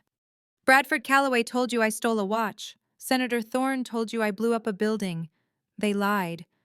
The image on the screen split. On the left, Elena. On the right, the video. The video of Senator Thorne and the girl with the pillow. Gasps erupted from this crowd in Times Square. Screams. People covered their mouths. "This is your senator." Elena's voice was cold, unyielding, murdering an innocent girl to secure funding from Callaway Capital. In the warehouse. Brad stared at the TV. His face went white. The blowtorch fell from his hand. Clang! "No," Brad whispered. "No, no, no." Julian, tied to the chair, lifted his head. He looked at the TV. He saw Elena, and he smiled, a bloody, broken, triumphant smile. "I told you," Julian whispered. "She's not an asset. She's the apocalypse." On the screens, Elena leaned closer to the camera. "This video has been sent to the FBI, the New York Times, and every international news agency. It is currently being uploaded to the blockchain. You cannot delete it. You cannot spin it." She paused. Her eyes seemed to look right through the screen, right into the warehouse, right at Brad. "Bradford Callaway, I know you're watching. I know you have Julian." The camera zoomed in on her eyes. "You took my cat. I took your reputation. You took my partner. I took your freedom." She held up the black card.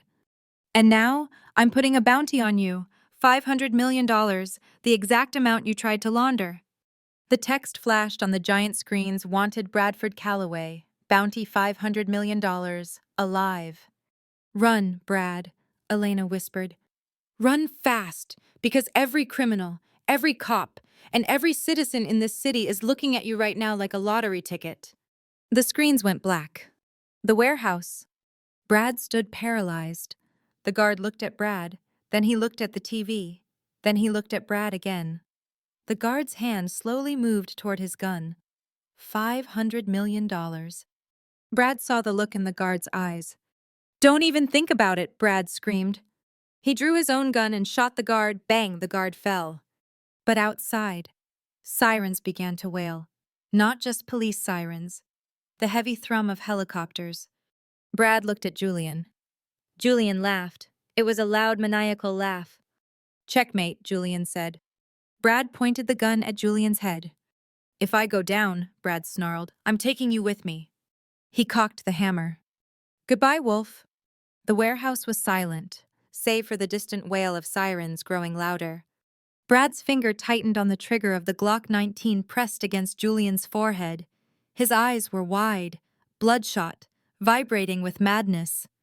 "Goodbye, Wolf," Brad hissed. Click. The sound of a safety latch disengaging. But it didn't come from Brad's gun. It came from behind him. Brad froze. He didn't turn around. He saw the reflection in the pool of water on the floor. The two remaining guards' men he had paid. Men he thought were loyal had their weapons raised, aimed at the back of his head. "Drop it, boss," Guard 2 said. His voice was steady. $500 million. That's retirement money." Brad laughed, a broken, jagged sound. "You idiots, she won't pay you. She's bluffing." "The money is in escrow," Guard 3 argued, checking his phone. "Verified. Alive," she said. "So don't kill the wolf," Guard 2 ordered. "We need him as leverage, but you're the paycheck." The dynamic shifted in a split second. The predator became the prey. Julian, despite his ruined hand and the agony radiating through his body, managed a weak chuckle. "It seems," Julian rasped, "my stock just went up and yours crashed." "Traitors!" Brad screamed. He spun around. He didn't hesitate. Bang, bang. Brad fired wildly. Guard 2 took a hit to the shoulder. Guard 3 returned fire with an assault rifle. Bullets chewed up the concrete floor, sending stone shrapnel flying. Brad dove behind a stack of metal crates. He was pinned. "Kill him," Guard 2 yelled. "Get the money." In the chaos, nobody was watching Julian. Julian saw his chance. The chair he was tied to was heavy, steel, bolted to the floor. No. Wait. The bolts were rusted. He gritted his teeth. He threw his body weight to the side. The rusted bolts snapped with a screech of tearing metal. The chair tipped over. Julian hit the concrete hard, but he was out of the line of fire. The heavy, rhythmic thrum of rotor blades drowned out the gunfight inside. Dust from the rafters began to rain down. "Cops!" Brad yelled from behind his crate. "No," Julian whispered from the floor. "Cops use megaphones. These guys are using silence." Suddenly, the skylights shattered. Crash, crash. Ropes dropped. Black-clad figures repelled down with terrifying speed. They wore gas masks. No insignia, no badges, Senator Thorne's cleaners. They didn't shout freeze. They just opened fire. Suppressed submachine guns. Efficient. Clinical. Guard. 3 dropped before he could even look up. Guard 2 tried to run. 2 shots to the back. He fell. Targets acquired. A mechanical voice spoke over the comms. "Eliminate all. No witnesses." Brad realized the truth. Thorne wasn't saving him. Thorne was tying up loose ends. "Wait, I'm Calloway." Brad stood up, hands raised. "I'm the partner. I have the video." The lead cleaner aimed his weapon at Brad. "We know." He squeezed the trigger. Boom. The warehouse wall exploded. It wasn't a bomb. It was a truck.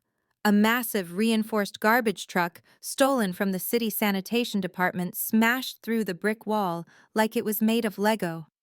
The truck skidded to a halt in the center of the kill zone. The driver's door flew open. Elena Vance jumped out. I wasn't wearing tactical gear anymore. I was wearing a Kevlar vest over a street jacket, holding a modified AA-12 automatic shotgun. "Get down!" I screamed. I didn't wait for an answer. I pulled the trigger. Boom, boom, boom.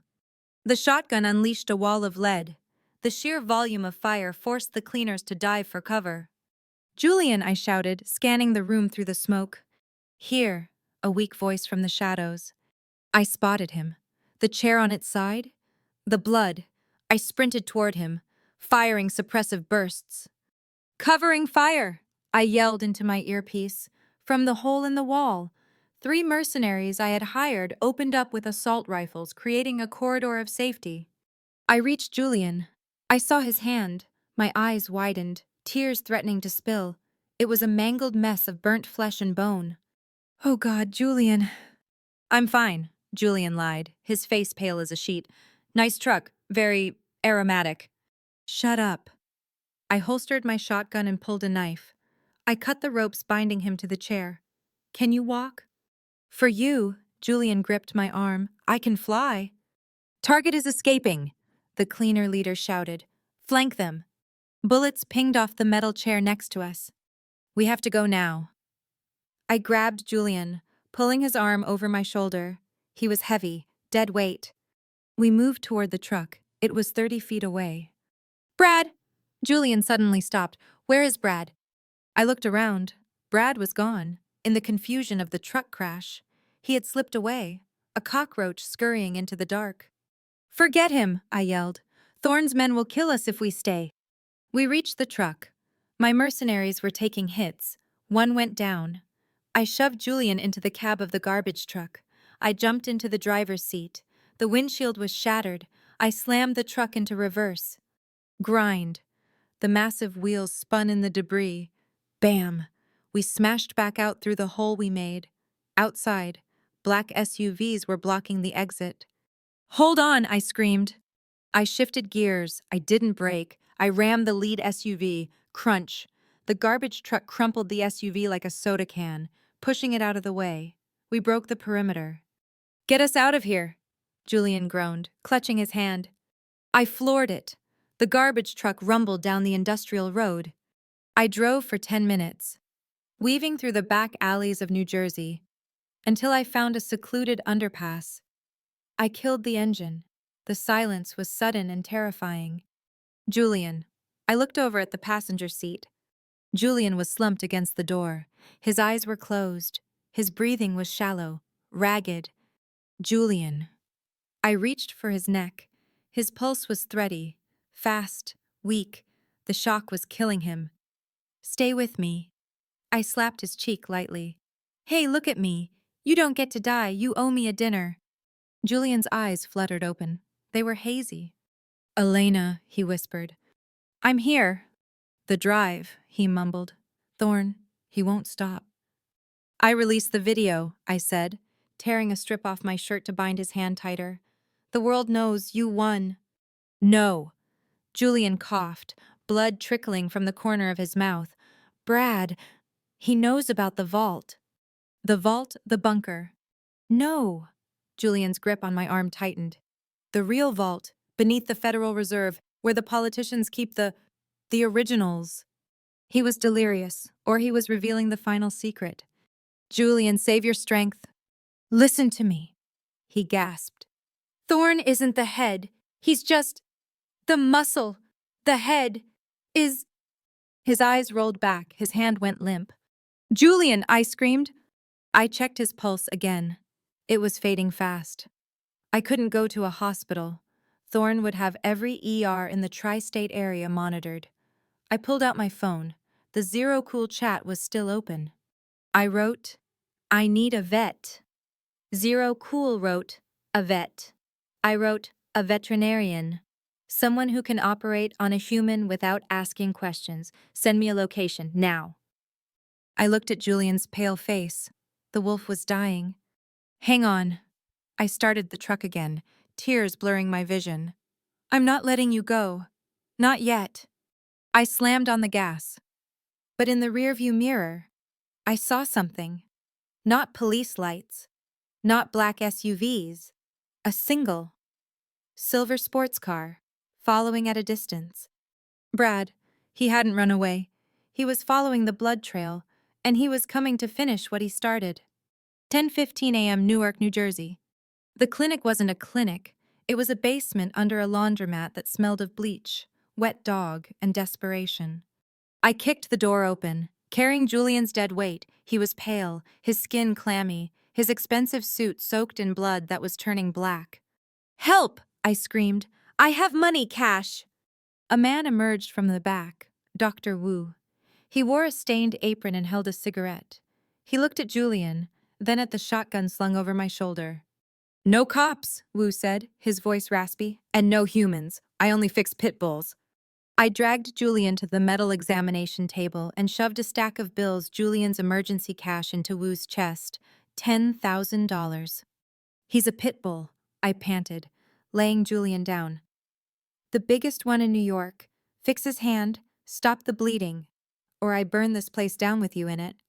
Wu counted the money in 1 second. Get the light, he ordered, snapping on latex gloves. And hold him down. I don't have human anesthesia. I only have ketamine. He's going to hallucinate. I grabbed Julian's shoulders. Wu injected the needle into Julian's neck. Hold on, Wolf, I whispered, brushing the hair from his sweat-drenched forehead. Don't you dare leave me. The surgery was a nightmare of sound. Snip, squish, clang. Wu worked fast, cutting away the dead flesh of Julian's hand where the blowtorch had done its work. Finger is gone, Wu muttered, tossing something into a metal bucket. Nerve damage severe. He'll never play piano again. He doesn't play piano, I said, my voice trembling. He signs checks. Just save the hand. Julian groaned. His eyes flew open. They were wild, dilated, seeing things that weren't there. Elena, he gasped, thrashing against the metal table. The fire. Don't go in the fire. I'm here. I pressed my weight onto his chest to keep him still. Shh, it's just a dream. Brad? Julian yelled, his voice cracking. He's behind you. I froze. Was he hallucinating or was it instinct? Crash! The sound of glass shattering came from the street level above. Then, a smell. Acrid, chemical, gasoline. Fire! Wu shouted, dropping his scalpel. Someone threw a Molotov into the laundromat. Smoke began to curl down the stairs. Thick, black, oily smoke.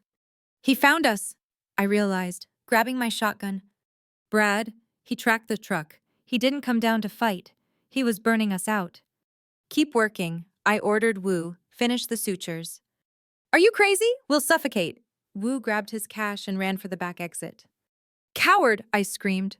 I looked at Julian. He was half conscious, bleeding, chest heaving. I couldn't move him. The stitches weren't done. If I moved him now, He'd bleed out in the street. I had to buy time. I checked the shotgun. 2 shells left. I racked the slide. Stay here, Julian. I kissed his forehead. I'll be right back. I ran up the stairs, into the smoke. Street level. The laundromat was an inferno. Through the front window, shattered by the Molotov, I saw him. Bradford Calloway. He stood by his silver Porsche, holding a red gasoline canister. He was smiling.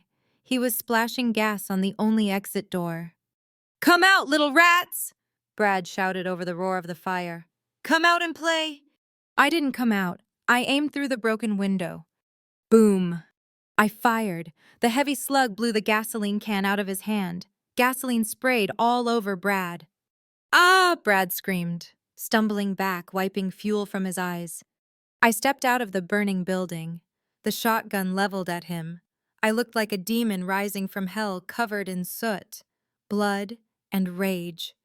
"You missed," I said. Brad wiped his eyes. He saw me. He didn't run. He pulled a lighter. He was covered in gas. I was standing in front of a burning building. "You won't shoot," Brad laughed, holding the lighter up. "You shoot me. The spark ignites the gas on my clothes. I turn into a human torch, and I'll run straight into that building and hug your precious Julian." He was right. If I shot him, he'd burn. But he was crazy enough to take us with him. "Put the lighter down, Brad," I warned. "It's over. The video is out. You're finished." "I'm not finished until you are dead." Brad flicked the lighter. Click. A small flame appeared. I didn't shoot. I charged. I used the shotgun as a bat. I swung it with all my strength. Crack! The stock of the gun hit his wrist. The lighter flew out of his hand. Landing in a snowbank, it went out. Brad roared. He tackled me. We hit the icy pavement hard. He punched me in the face. My head snapped back. I tasted blood. "Die, just die!" Brad screamed, wrapping his hands around my throat. I couldn't breathe. I grabbed his left thumb. I bent it back. Snap. Brad screamed, releasing his grip.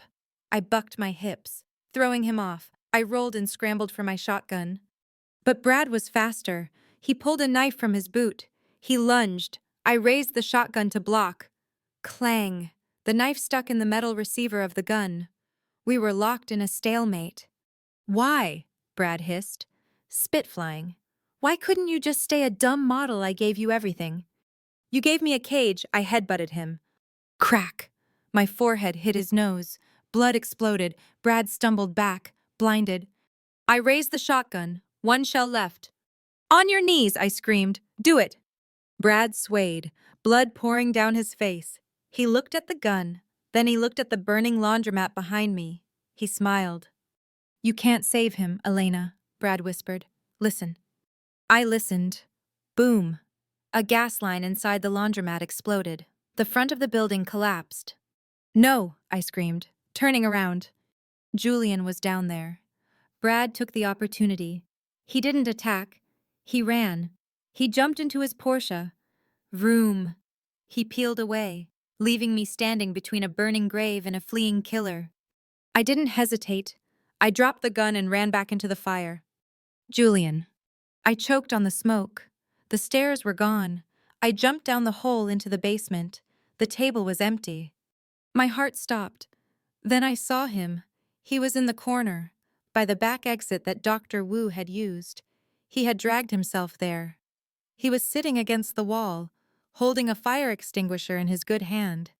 He had cleared a small circle of air around him. "You," Julian coughed, his voice weak. "You came back." I fell to my knees beside him. "I told you," I sobbed. "I'm not a gold digger, I'm a keeper." Julian looked at me. His eyes were clear now. "Brad," he asked. "Got away," I said bitterly. "He's gone." "Good," Julian whispered. He reached into his pocket and pulled out a phone.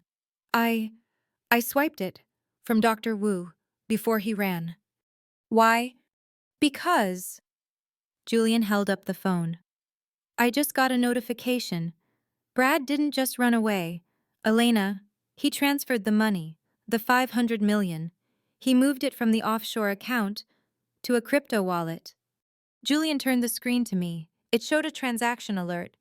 He's heading to the Teterboro airport, Julian said. He has a private jet waiting. If he gets on that plane with the crypto key, the money is gone forever. And he wins. I looked at Julian. He could barely stand. We have to stop him, I said, but we don't have a car. Julian pointed to the corner of the basement. Under a tarp. Dr. Wu's ride. I pulled the tarp off. It was a Ducati Panigale V4. Red, fast, dangerous. I looked at Julian. Can you hold on? I asked. Julian wrapped his good arm around my waist as I straddled the bike. He rested his head on my back. Ride, Elena, he whispered. Ride like hell. I hot-wired the bike. The engine roared to life. I gunned it toward the back ramp. We burst out of the underground, flying into the daylight. The chase wasn't over. It was just shifting gears. New Jersey Turnpike, 11:02 a.m. The world was a blur of gray asphalt and white lines. The needle on the Ducati's speedometer hit 160 miles per hour. The engine screamed. Hold on, I yelled over the wind. Behind me, Julian's grip tightened around my waist. His blood was warm and sticky on my back. He was fading, but he was holding on. Up ahead, a silver dot wove through traffic. Brad's Porsche 911 Turbo. He was fast, reckless. He's taking the exit 16W ramp, Julian shouted into my ear. Teterboro. Blue and red lights flashed in my rearview mirror. State troopers, 2 cruisers and a helicopter. They weren't chasing Brad, they were chasing me. They're going to pit maneuver us, I yelled. Not if we don't give them a target, Julian said. Hack the traffic signals. Use the phone. I'm driving. I'll do it. Julian reached over my shoulder with his good hand, clutching Dr. Wu's cheap Android phone.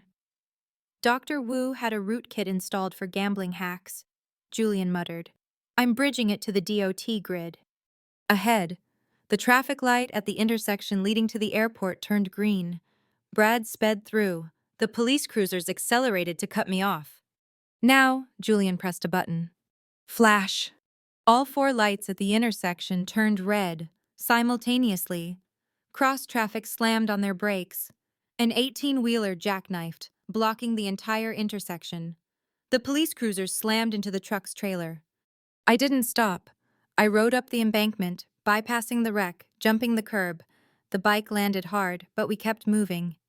Clear, Julian gasped. We have 2 minutes before air support engages. We roared toward the private airfield gates. The Porsche had already smashed through the wooden barrier arm. I followed. Teterboro private runway. The airport was a vast expanse of concrete. And there, sitting on the tarmac, engines whining, was a Gulfstream G650. Brad's Porsche screeched to a halt right next to the jet's stairs. Brad jumped out. He was carrying a hard drive. He ran toward the plane. I drifted the bike, sliding it sideways to stop 20 feet from the stairs. Brad! I screamed, killing the engine. It's over! I pulled my Sig Sauer. Brad stopped on the stairs. He looked down at us. He looked at me.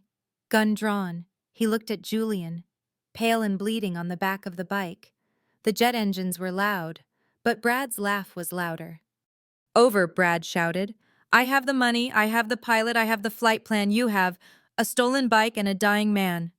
You can't spend crypto in prison, Brad. I aimed at his leg. Step down. Prison, Brad sneered. I'm going to a country that doesn't have an extradition treaty, and I'm taking the sterling legacy with me. Julian slid off the bike. He stumbled. Why, Brad? Julian asked. His voice wasn't loud, but it carried. Why destroy me? You were my broker. I made you rich. Why hate me this much?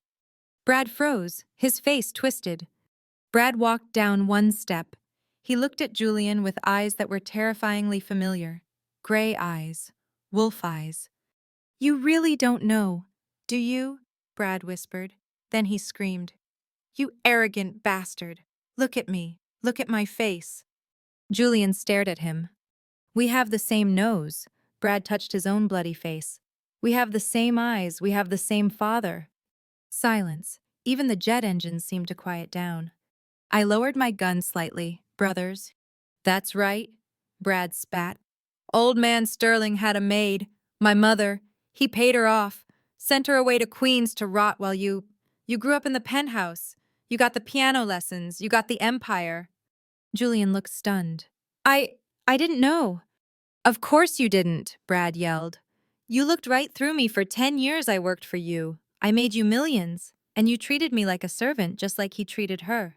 Brad held up the hard drive. This isn't stealing, Brad said, his voice trembling with tears and rage. This is inheritance. I'm taking my share. Brother, the wolf tax, that was just interest. He turned around and ran up the stairs. Wait, Julian stepped forward. Brad, we can fix this. Too late. Brad jumped into the cabin. The heavy door of the Gulf Stream began to close. No. I raised my gun again. Bang, bang. I shot at the closing door. Bullets sparked off the reinforced aluminum. Useless. The door sealed shut. The jet engines roared to full power. The heat blast knocked us back. He's going, I yelled. The plane began to taxi. It turned onto the main runway. Julian fell to his knees. He looked defeated. Not by the money, but by the truth. His own blood had tried to kill him. Let him go, Julian whispered, head bowing. He won. No. I holstered my gun. I looked at the bike. He doesn't win. Not on my watch. I grabbed Julian's face. Stay here. Stay alive. Elena, what are you doing? Julian grabbed my wrist. You can't stop a jet. Watch me. I jumped back onto the Ducati.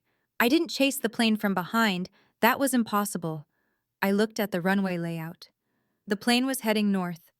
I revved the engine. I turned the bike east. I was going to intercept it. I was going to play chicken with a 40-ton aircraft. I gunned it. The Ducati flew across the grass median. I hit the tarmac of the intersecting runway. To my left. The Gulfstream was gathering speed. 120, 140. The nose gear was starting to lift. I was riding perpendicular to it. If I timed this wrong, I would be sucked into the engine. If I timed it right, I would cross its path right before liftoff. Come on, I screamed inside my helmet. I saw the pilot through the cockpit window. He saw me. His eyes went wide. He had two choices. Hit me and crash. Killing everyone, or abort. I bet on his instinct to survive. I didn't slow down. I accelerated. I drove straight into the path of the rushing metal monster. The roar was deafening. The shadow of the wing fell over me. Pull up or die, I screamed, knowing he couldn't hear me. I saw the pilot yank the yoke. Not up. Left. He swerved. At 160 miles per hour, a swerve is a disaster.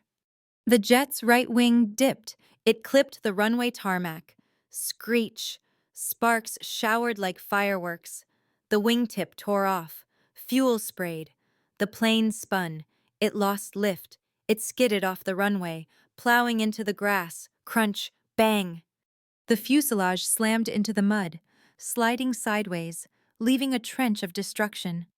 It came to a halt 50 yards away. Smoke pouring from the engine.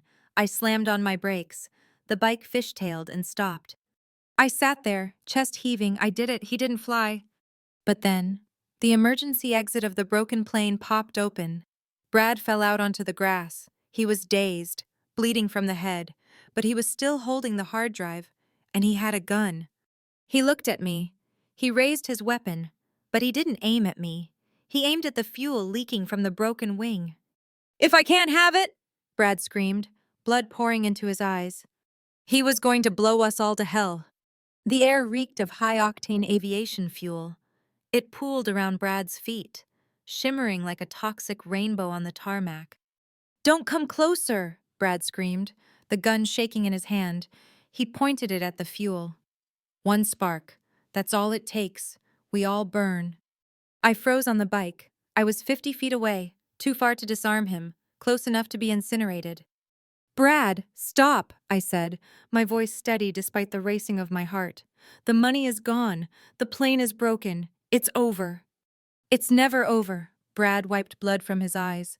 If I can't be the king, I'll be the executioner. Put the gun down, brother. The voice was weak, but it cut through the wind. Julian was walking.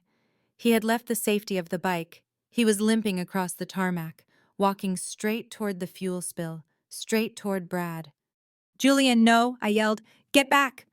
Julian ignored me. He held his mangled, bandaged hand against his chest. He looked at Brad not with hatred, but with a terrible, crushing pity. "You want to burn me?" Julian asked, stepping into the edge of the fuel puddle. "Do it, but look me in the eye when you do it." Brad faltered. He stepped back, splashing in the gas. "Stay back!" Brad shrieked. "I hate you. I've always hated you. You walk around like you own the sun, and I was just the shadow." "I didn't know," Julian said softly, taking another step. "If I knew, I would have shared the table. I would have given you half." "Liar!" Brad aimed the gun at Julian's chest. "You would have given me charity. I wanted respect. And this is how you get it." Julian gestured to the wreckage. "By stealing, by killing girls for senators, by burning your own blood." "I am not your blood," Brad spat. "I am the virus that kills the host." "Then kill me." Julian stopped 5 feet from him. "Shoot me, Brad. But leave her out of it. Let Elena go." I watched, my breath caught in my throat. Julian was offering himself up. Brad stared at Julian. His finger twitched on the trigger. Tears streamed down Brad's dusty face. "I can't just kill you," Brad whispered. "That's too easy. I want you to watch." He swung the gun. He didn't aim at Julian. He didn't aim at the fuel. He aimed at me. No, Julian lunged. It happened in slow motion. Brad fired. Bang! Julian threw his body into the path of the bullet. Thwack! The sound of lead hitting flesh. Julian jerked violently. He didn't fall. He gasped, a look of shock on his face. A red stain blossomed on his white shirt, right below the ribcage. "Julian!" I screamed.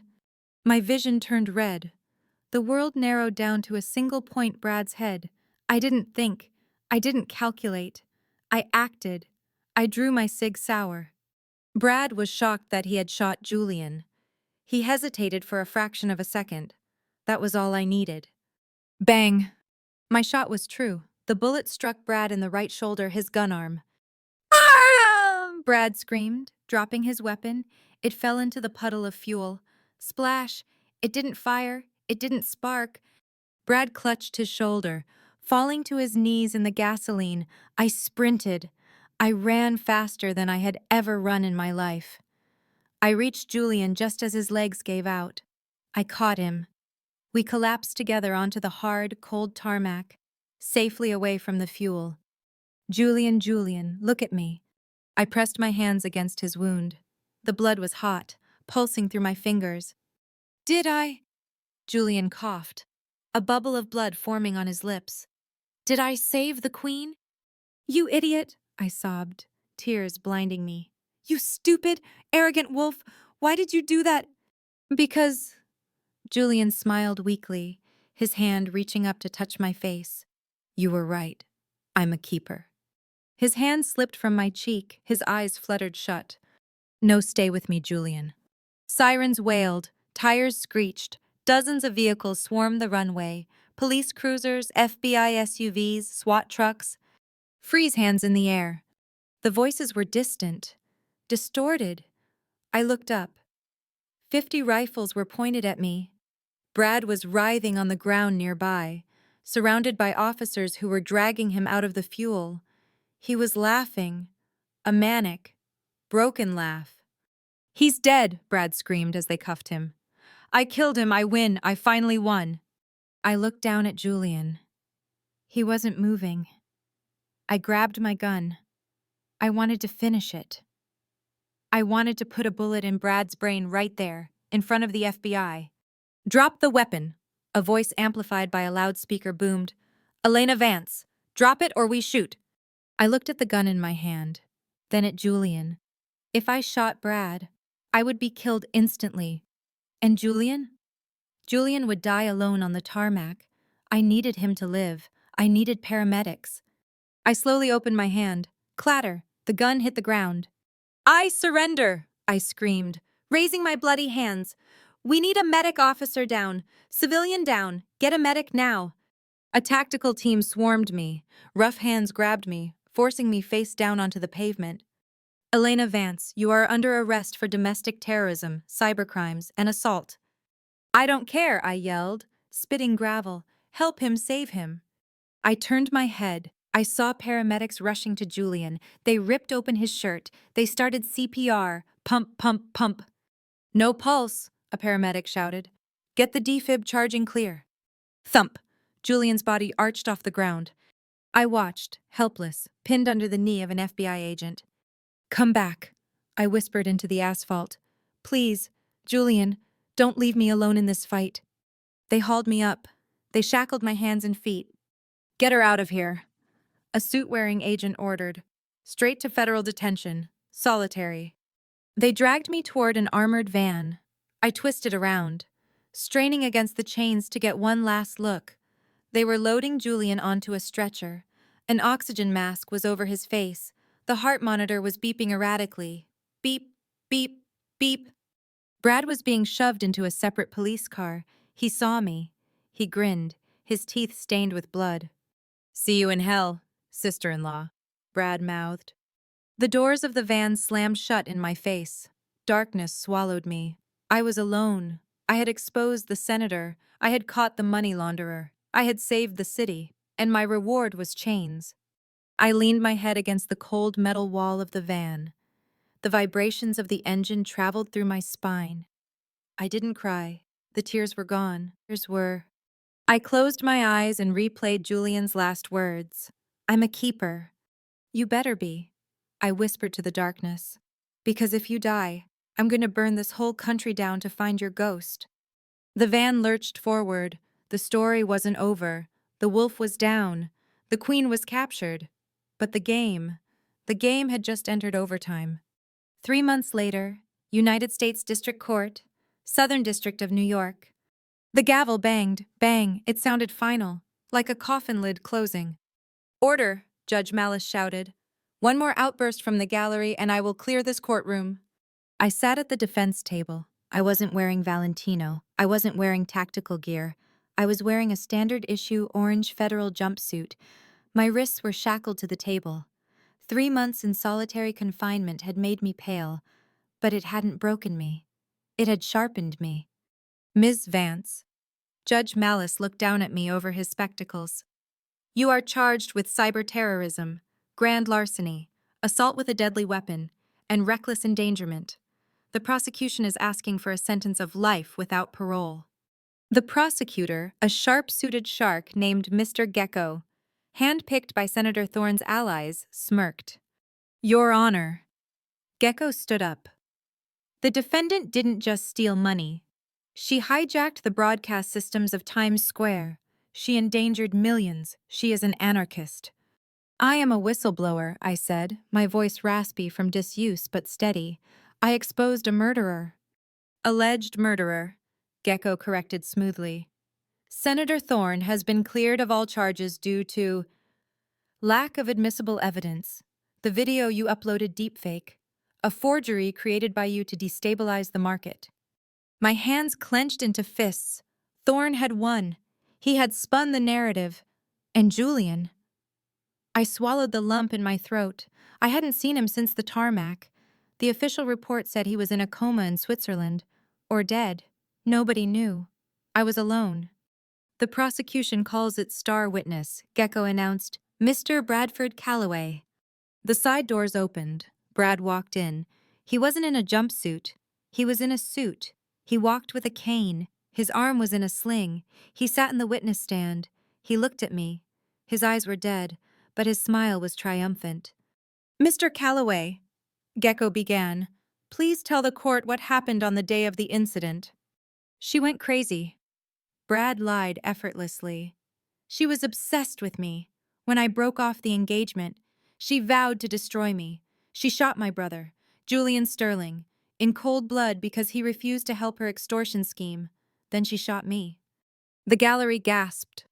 Liar, Chloe shouted from the back row. She was quickly silenced by a bailiff. I tried to save Julian. Brad wiped a fake tear. But she put a bullet in his chest. I saw the light go out in his eyes. She killed the only family I had. I stared at him. The audacity was breathtaking. He had cut a deal. Immunity for testifying against me. He was going to walk free, and I was going to rot. Miss Vance, the judge turned to me. Your cross-examination. I stood up. The chains rattled. I have no questions for this witness, I said quietly. No questions. The judge frowned. Miss Vance, this is your life on the line. I don't need to ask him questions. I looked at the heavy double doors at the back of the courtroom. Because I didn't bring a question, I brought an answer. I looked at the clock. 10:00 a.m. Your Honor, I said, the defense calls a witness that the prosecution forgot. Who? Gecko scoffed. We have everyone on the list. Not everyone, I smiled. I call the victim. Tap, tap, tap. A sound echoed from the hallway, a rhythmic, metallic tapping. The courtroom fell silent. Brad's face went pale. He knew that sound. The double doors swung open. Julian Sterling walked in.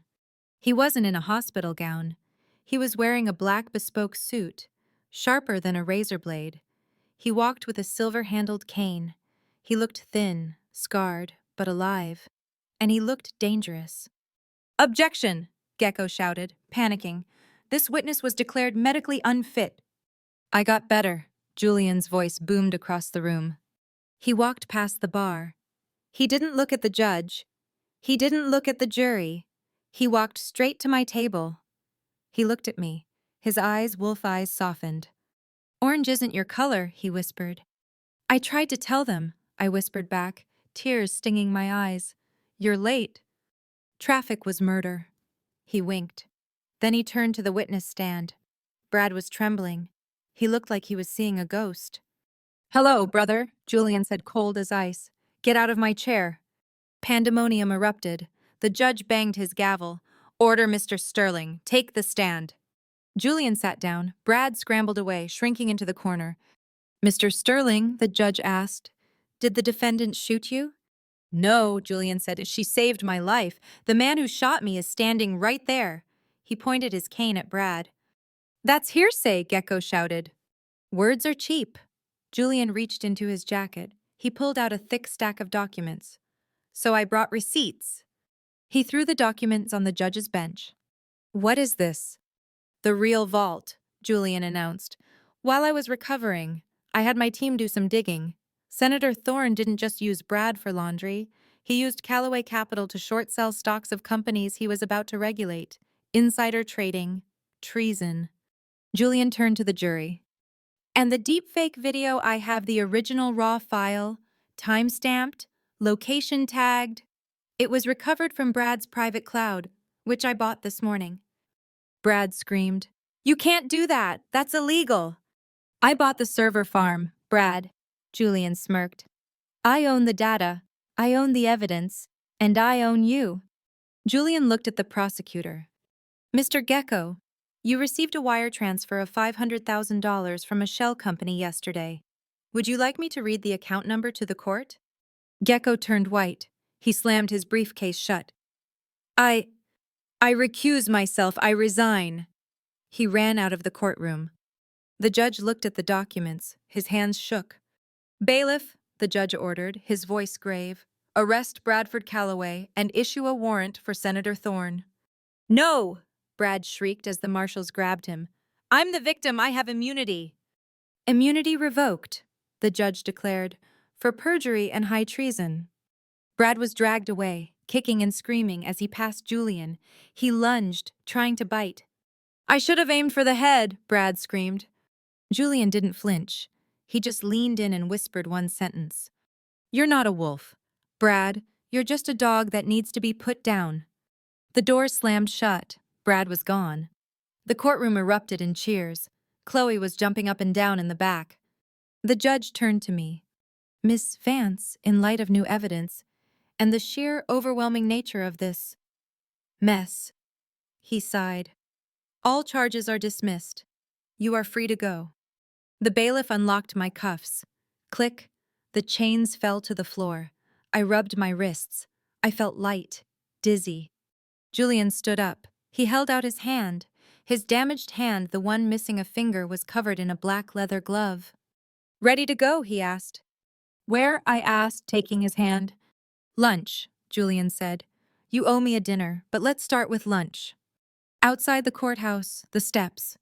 It was snowing again, just like the night of the gala. Reporters swarmed the bottom of the steps. Cameras flashed. Questions were shouted. We stood at the top of the stairs. The wind blew my hair. I took a deep breath of the cold, free air. "So," I looked at Julian, "you bought the server farm, you bought the evidence, you basically bought the law." "I'm a capitalist, Elena," Julian shrugged. "I solve problems." "And what about us?" I asked. "Are we a problem?" Julian looked at me. The coldness in his eyes was gone, replaced by a warmth that melted the snow around us. "We are a merger," he said, "a hostile takeover of the status quo." He pulled me close, his good hand wrapped around my waist. "You're not an agent anymore, are you?" he asked. "Resigned this morning," I admitted. "Too much heat. I'm unemployed." "Good," Julian smiled. "I have a job opening, head of security, or partner." "Partner in what crime?" "All of them." He leaned down. This wasn't a desperate kiss in a tunnel. It wasn't a goodbye. He kissed me, deep, slow, possessive. It tasted of victory. It tasted of the future. The cameras went wild. I broke the kiss, breathless. I wiped a snowflake from his nose. "You know," I whispered, "the IRS is going to audit you for this." "Let them try," Julian laughed, looking out at the city that was ours again. "I'm sleeping with the tax queen." 1 year later, Paris, a private balcony. I sat looking at the Eiffel Tower, sipping champagne. A real diamond 10 carats this time sparkled on my finger. Julian walked out, holding a tablet. "Brad just arrived at his new home," Julian said, sitting beside me. "ADX Florence?" I asked. "Supermax." "Better," Julian smirked. I pulled some strings. "He's in a minimum security facility, run by the inmates he ratted out on the USB drive." "Cruel," I smiled. "Just, he wanted to be king, now he's the court jester." Julian put the tablet down. He looked at me. "Happy anniversary, Mrs. Sterling." "Happy anniversary, Mr. Sterling." I clinked my glass against his. "To the hunt," I said. "To the kill," he replied. We drank. Below us, the city of lights shone bright, but it wasn't as bright as the fire we had started. "The wolf and the queen, long may they reign."